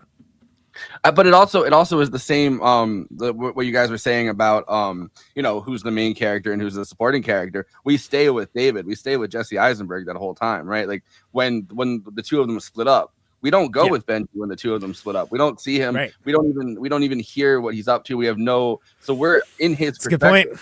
We're even watching him sleep. Like, he's worried about him. Yeah, exactly. And then he's worried about him. And then when he comes back, he's like, hey, what's up, dude? It's just like he just could not be less concerned about any of it. It's like that tells you everything you need to know. Which, like, as someone with severe anxiety, like, I think everybody has those, like, friends or, like, people close to them that, like, they'll disappear for an entire night. And you'd be like, what the fuck happened to this person? You'll worry about it. You're more worried about their life in the moments you're hanging out than they are, because it's like this constant feeling of like, like they disappeared, like could they be gone again? And then the person pops up again and they haven't even thought about the fact they disappeared all night, like. Right. So I love the Jennifer Grey character. I think she's awesome. It's great to see her and stuff. That's I think her character's cool. Like it's one of those things where I like the runtime of this movie, but it's you kind of are left kind of want to know more about the character, which is good. It's a great thing for a supporting player to be, right? Good for her to be in a mainstream film. So that's better to be like, I want more of that, as opposed to that was way too much of that, which we see a lot of. That type of setting, like even in that, you're like, wow, we learned so much about her during this, but if we had learned any more about her, it wouldn't have felt as grounded. It wouldn't have felt realistic. Yeah. Absolutely. We find out she has like a daughter that married some guy, and she was in a divorce, and she was bi-coastal, and like, how much more do you really need to know about bi-coastal? Oops. Absolutely. Uh-oh. Becky's internet was probably glitching. Heard a glitch in a little bit too. I think it's very telling that the movie ends with the cousins flying out of the Poland airport that's named after Chopin. Yeah. Because there's so much Chopin in here, and it's used very effectively, right? But there's a lot of Chopin up in this piece for sure. Yeah. And I mean, obviously he's a Polish composer, so they want to do that. But I feel like, I've seen this in interviews where Eisenberg said he wanted something that felt serious enough to kind of juxtapose the experience that the viewer was having. And I thought that they did that very deftly with these pieces that were pretty recognizable and used without feeling too heavy-handed. I mean, we talk about how it gets a little maudlin and it's about Holocaust stuff, and everything that it does, it doesn't go all the way, and it continues that theme in these musical choices, in my opinion. Yeah, for sure. What did we say about the music while I was gone? No, right back into a freeze too. Yeah, she's like karate chopping. Anyway, no, it's just the same. That it was, that they fly out of the Chopin airport, which was telling because there's a lot of Chopin music. That's it. Yeah, that's really all we said. But I think I think that it's a reminder that I mean, I said a whole thing about how it was to juxtapose the. Forget it. Well, I think she heard I'm not that. doing it I don't know. twice. I don't know. But well, I think it's a good reminder that. Wait, no, to Poland juxtapose isn't- what? No, I didn't. To juxtapose No, what? I'm saying they didn't seem to hear it. I was saying that, like, am I your stenographer? What? Come on, Jesus. No, it's okay. We're talking about how this creates a kind of more serious tone compared to the hilarity that ensues, and that, like, they're using compositions that we recognize without being heavy-handed. The whole film does that. It could be modeling about the Holocaust. It could go over in all of its performances, and it continues that theme here in the music, where it just does this, like, nice little nod and balancing act. Yeah. Also, this is a Jewish pianist, right? Like an Israeli Canadian pianist performing From compositions Poland. written by an anti-Semite.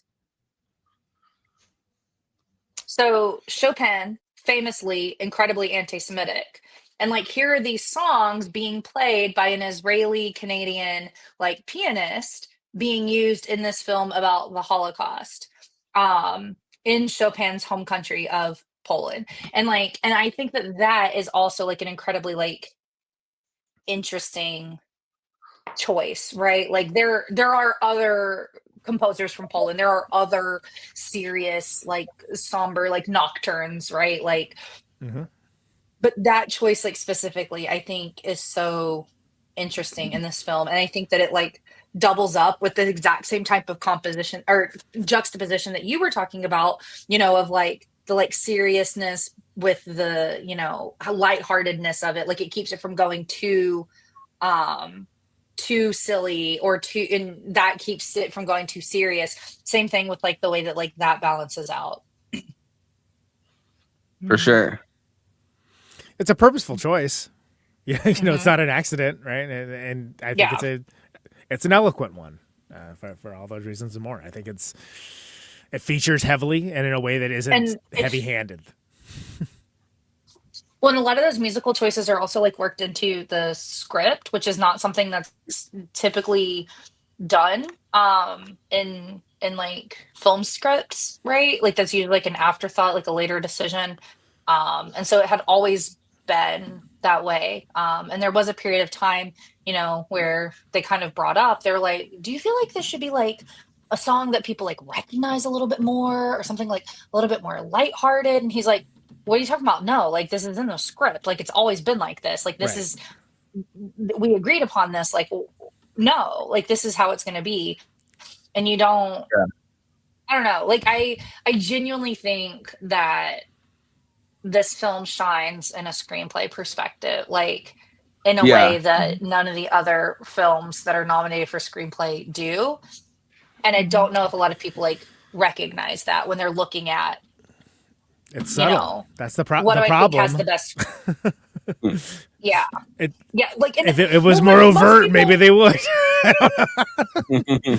think screenplay is a hard one because I think most people, when they're watching a film, they've only watched the film. They're not sitting down and reading the screenplay, and so like I think that most people, it's hard to distinguish what is the writing versus the direction versus the acting choices. And so much of this, it's the screenwriting. Like and I know people really that. love I know people really love the screenplay for like Anora, and I'm like, screenplay's not what I'm like. It's one of my favorite movies of the year, but it's the weakest thing about the movie, frankly. Almost, thing about the movie is the writing. Like it's the editing choice. The editing is the thing that like makes that movie.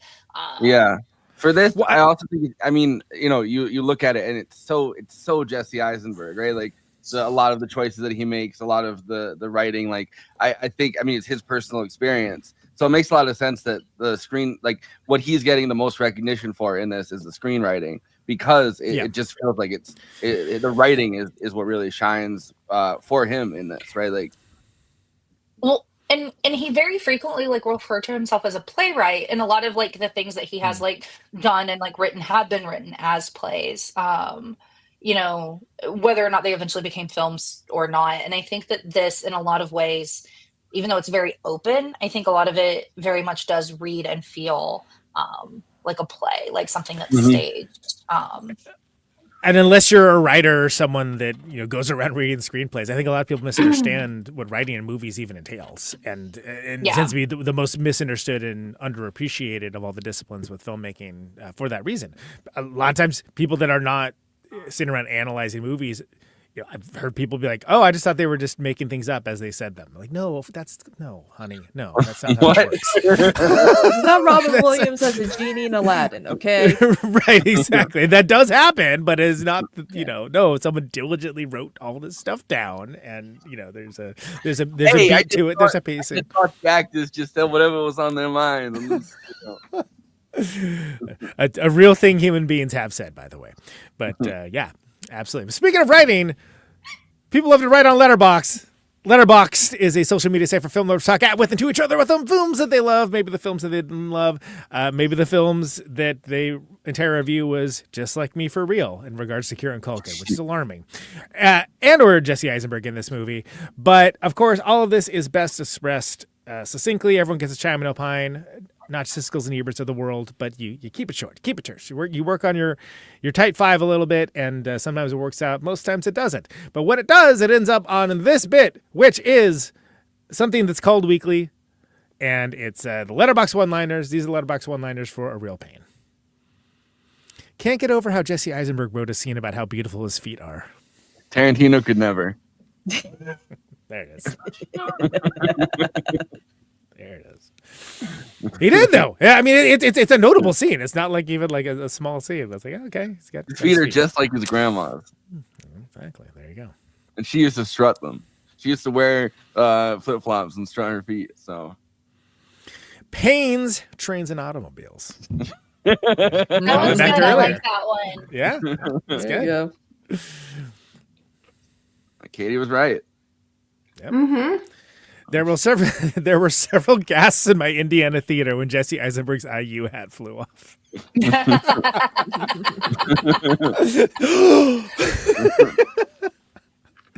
gonna get that hat? Yeah, not gonna get a replacement there. They don't have it.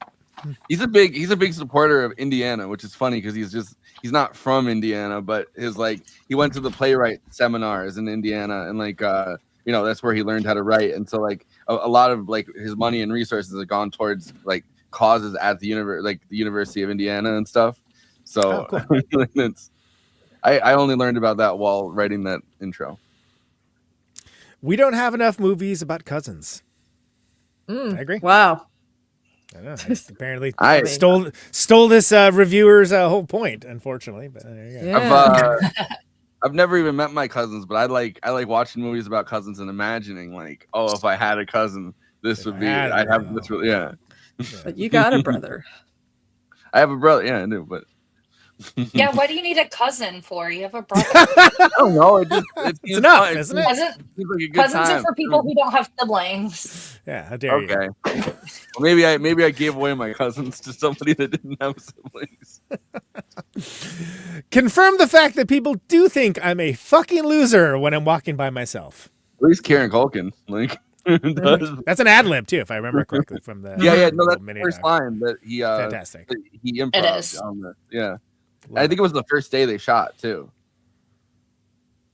Next time I'm in a group photo, I'm posing as a plane. I like that he's like, we need some kind of RAF fighter. Plane. Yeah, exactly. We're still doing you're gonna be the plane, okay? Plane. British people are, they're proud of the Royal Air Force. So there you go. There you go. It makes sense. Watched on my period. Feeling a lot of things right now. Hey, same. I'm on my period right now. What the hell? How did you pick these again? Because you're too on the nose, if you ask me. I know. It's some spying on everyone. That is a weird thing to have just said. A road trip so emotional, even the tour guide needs therapy.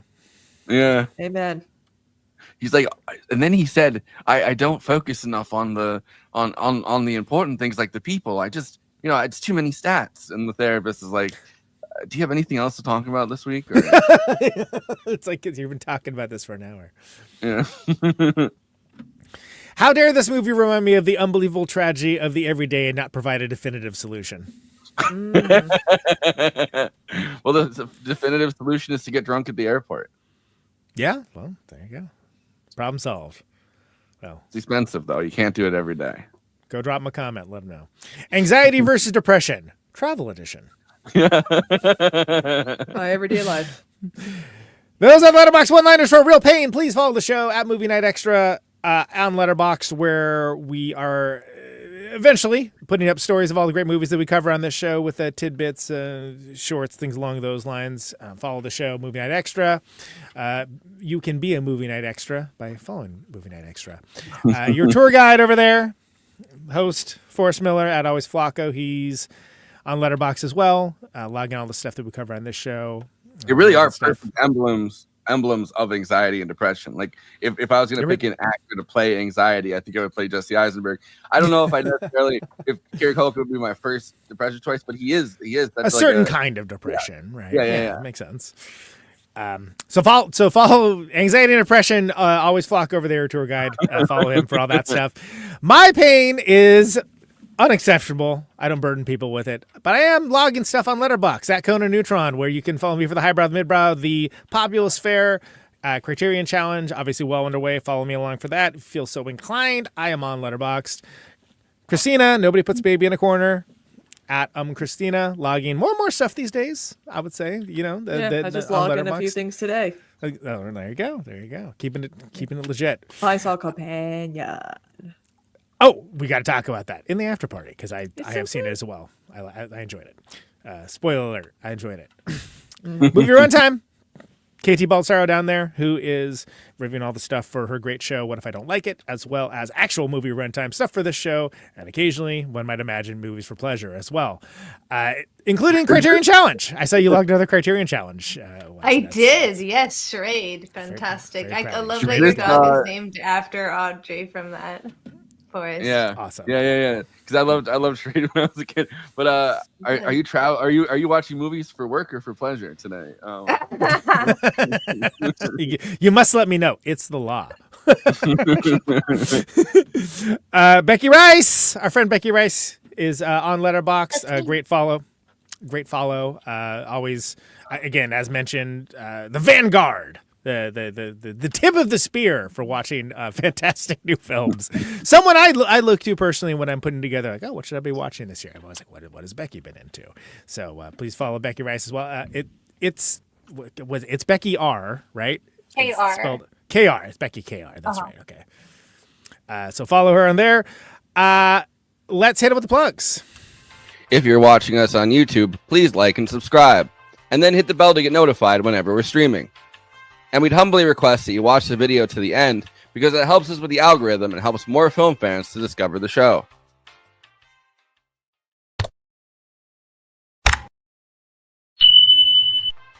We're also monetized. If you want to get your chat questions definitely read on stream, you can always send us a super chat, which will help us keep the show going. Every cent helps.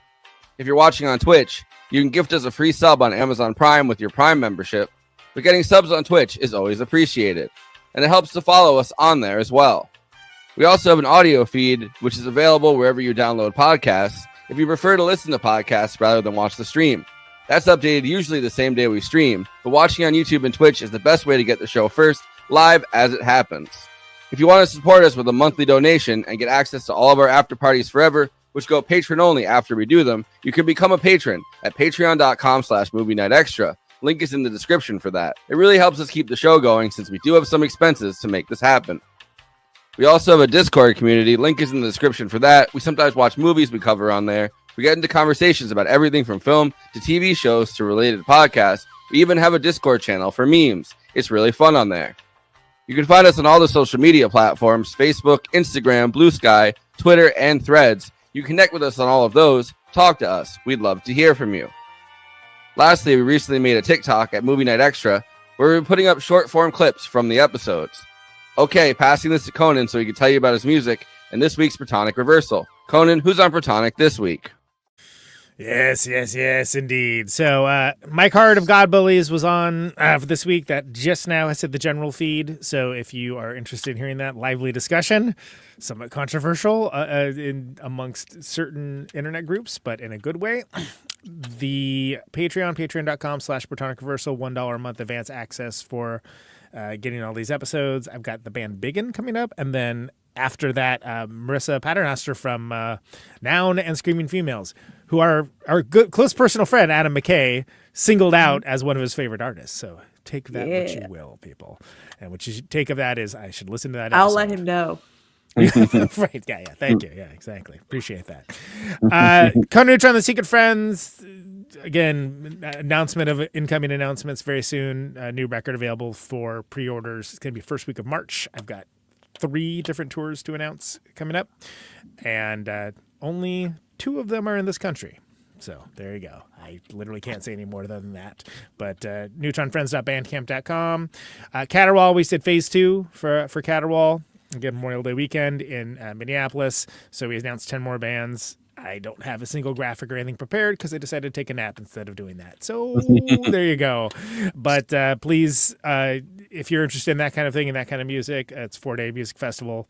4-day passes available right now. Also, I'm going to be on the show I do with Jason Miles sometimes. I guess we're doing another episode of it where we talk about the music of a specific year. So we're doing 1995, Year in Music, 1995. This is Revolution Pop Life. That'll be Saturday morning. And I think that's it. I tracked a couple other podcasts. I don't think anything are released right now. So, Kristina, what do you got? Yeah, I mean, I've been streaming literally every single day on Twitch. I was on with the Letter Hack last night, which we shout out. We mentioned KT. It was a lot of fun. The Letter Hack's doing this like politics and pop culture like mixing type of series, like trying to and also like a journey about like parasocial relationships. So it's been interesting to hear about that. So it's very fascinating. Highly check it out on youtube.com/theletterhack. We're gonna have him on for the Burbs, I think, right? In like April or something, or when May? it works out. Yeah. I'm excited for that. We've never done a Joe Dante movie on this podcast. How? Yeah. Many people are saying this, especially me right now. And Friday's Valentine's Day, so I'm going on a date with my Twitch community. I'm going to live stream a nice little Valentine's Day celebration. I'm going to wear a nice she's outfit. You queued that up perfectly. You're going to go on a date. That's good. Yeah. With your Twitch community. With my Twitch community. That's good. Yeah. And of course, Shadow Saturday. We will continue watching Dark Shadows on Saturday. Things are getting weird, and it's getting to the point where it's like, oh my God, soap opera. Can you please just move on with the storyline? Like like that's where I am right now. When I first watched Dark Shadows, that's where I landed. I'm like, I can't. What is happening here? I can't keep track of any of this. And later, and I had to be convinced to be like, no, dig in. Like it's really good. I'm like, okay. Yeah. Mm-hmm. And it can be daunting if you don't have a guide, which you're the guide for Dark Shadows. I am the guide. Yes. And so also too, once February is over, if my consecutive viewership is going up because it's at like 21 over 75 because you need 75 consecutive views through like in a 30-day period. So if I go higher in February, I'm going to start my partner push in March. Okay. Because I'm closing February. Well, not closing February, but the 21st to the 23rd, Friday, Saturday, Sunday, I'm going to do my 48-hour subathon again. So, but yeah, but I'll be. I'm exhausted just hearing you say that sentence, but looks good on you. But I'll sleep. I'll queue up some Craig Ferguson for everyone to watch. There you go. All right, there you go. Give the people. Look forward to this. At least these couple of hours count when you do your when you're streaming a certain amount. Because they combine both the stream and the after party together, so that's good. Mm-hmm. But in the bank. Yep. Ching. I don't know what this was. I got money on. There you go. KT, what do you got? I got. Sorry to cut off the host of the show, but I don't want to hear it. Anyway, move on. I got the letter hack coming up on What If I Don't Like It, which will be coming out on the 15th. I'm really excited about this. I was editing it today. It's a really fun episode. Very cozy.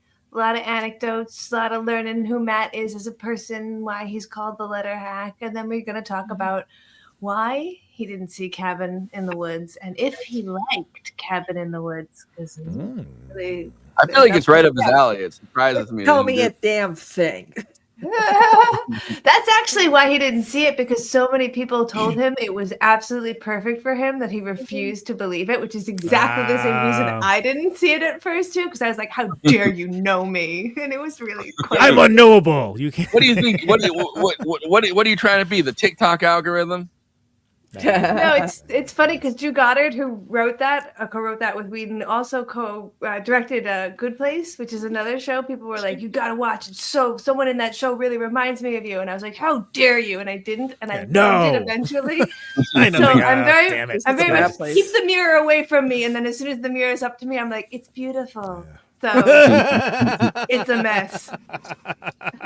But we've got Matt coming on to talk. It's going to be super fun. On the 13th, you'll see a release of my hype video for him, and then his video as to why he hasn't seen it.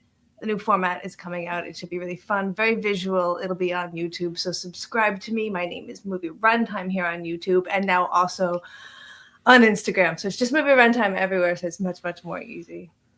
You're a 360 brand now. I'm just, I've been so envious of Kristina's ability to say that I was like, I will too do this.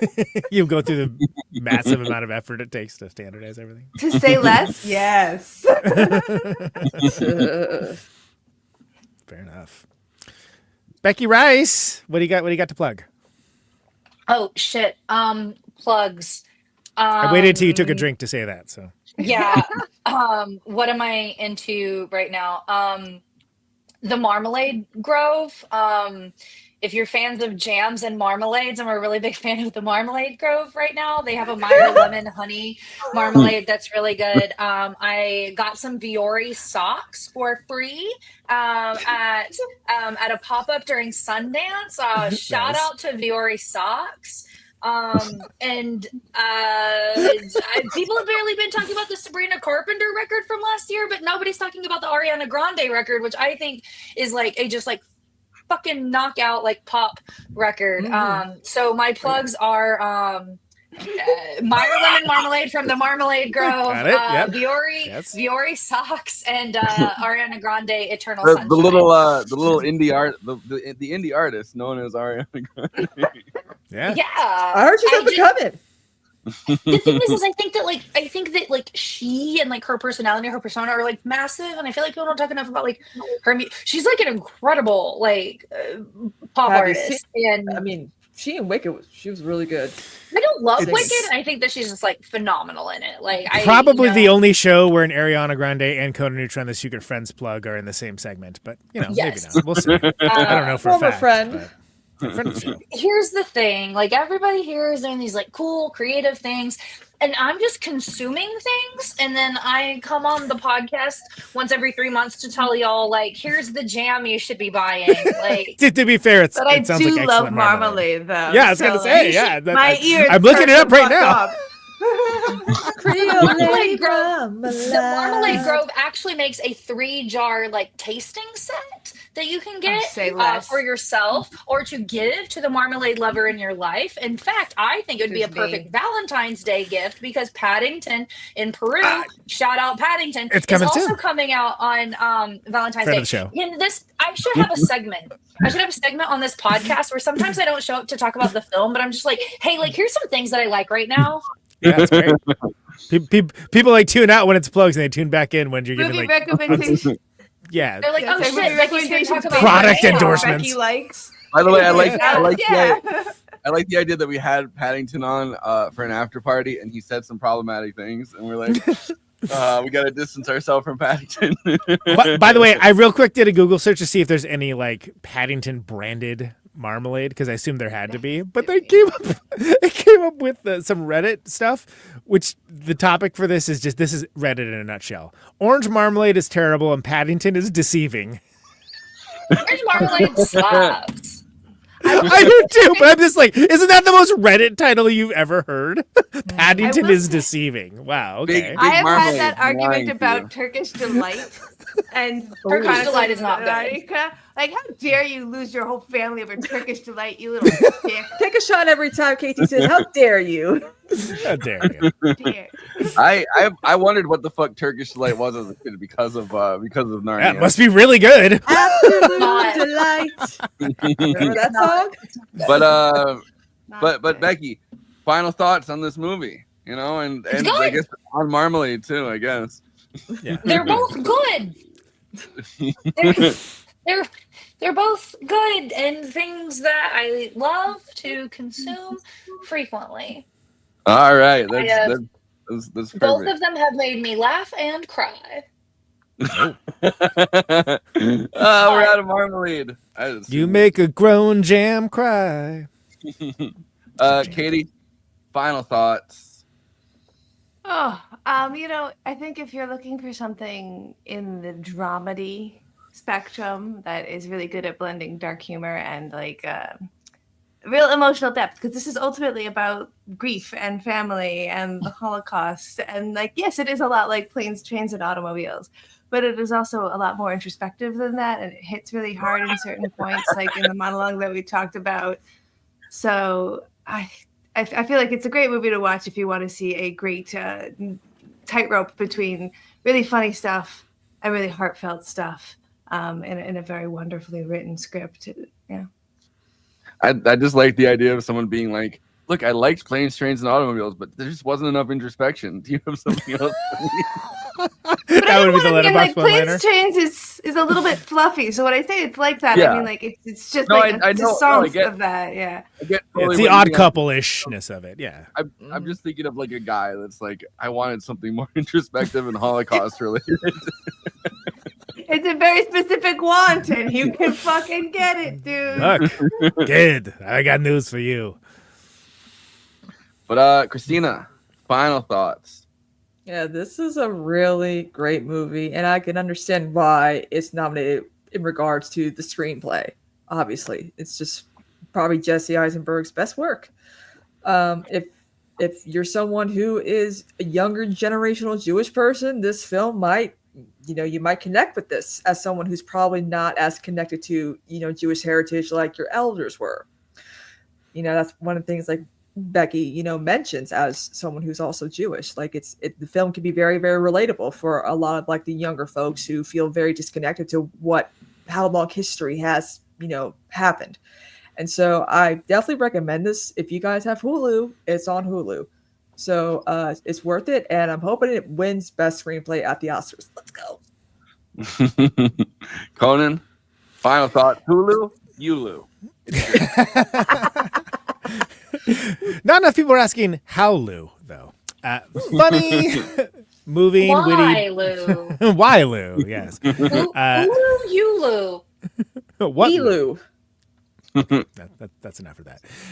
But yeah, very funny, very moving, witty and depressing. I think this is a very deeply human story. I found it very interesting. We didn't really talk about too much about the class consciousness of it. We talked about it a little bit, but it also asked these big questions about the nature of grieving and feeling and that generational grief and human engagement. Really enjoyed it. I love the supporting cast as well. I think it's a great ensemble. I think that I love Kieran Culkan's acting performance. I'm so glad he's nominated, and I hope he wins. And one of the hardest quotes all year for me was the Jesse Eisenberg, "My pain is unexceptionable, so I don't feel the need to burden everyone with it," which I just thought was astounding. I really enjoy this movie. It's great to cover it, and great to cover it with someone who enjoys it so much, like my friend Becky Rice, who has been on the show. I loved it. That line is great because in that moment he's burdening them with it too. So there's like exactly. Yeah. That's one of many reasons why I love it. And then I think we're gonna do an after party, and I think Becky might join us and share some Oscar picks potentially. Yeah, so join us I'll for hang that. out. I'll hang out for a little bit. We'll talk about Oscar. With a lot of developments Oscar. since we did our picks in the last my week. God, So Nora, many baby. developments. I know, right? I can't wait. I can't wait to talk Nora about it. All right. Well, join us there in like 10, 15 minutes, or gonna take a break, and then we will be over there. We're taking the train. We're taking the plane. We are taking an automobile. I don't know, any one of the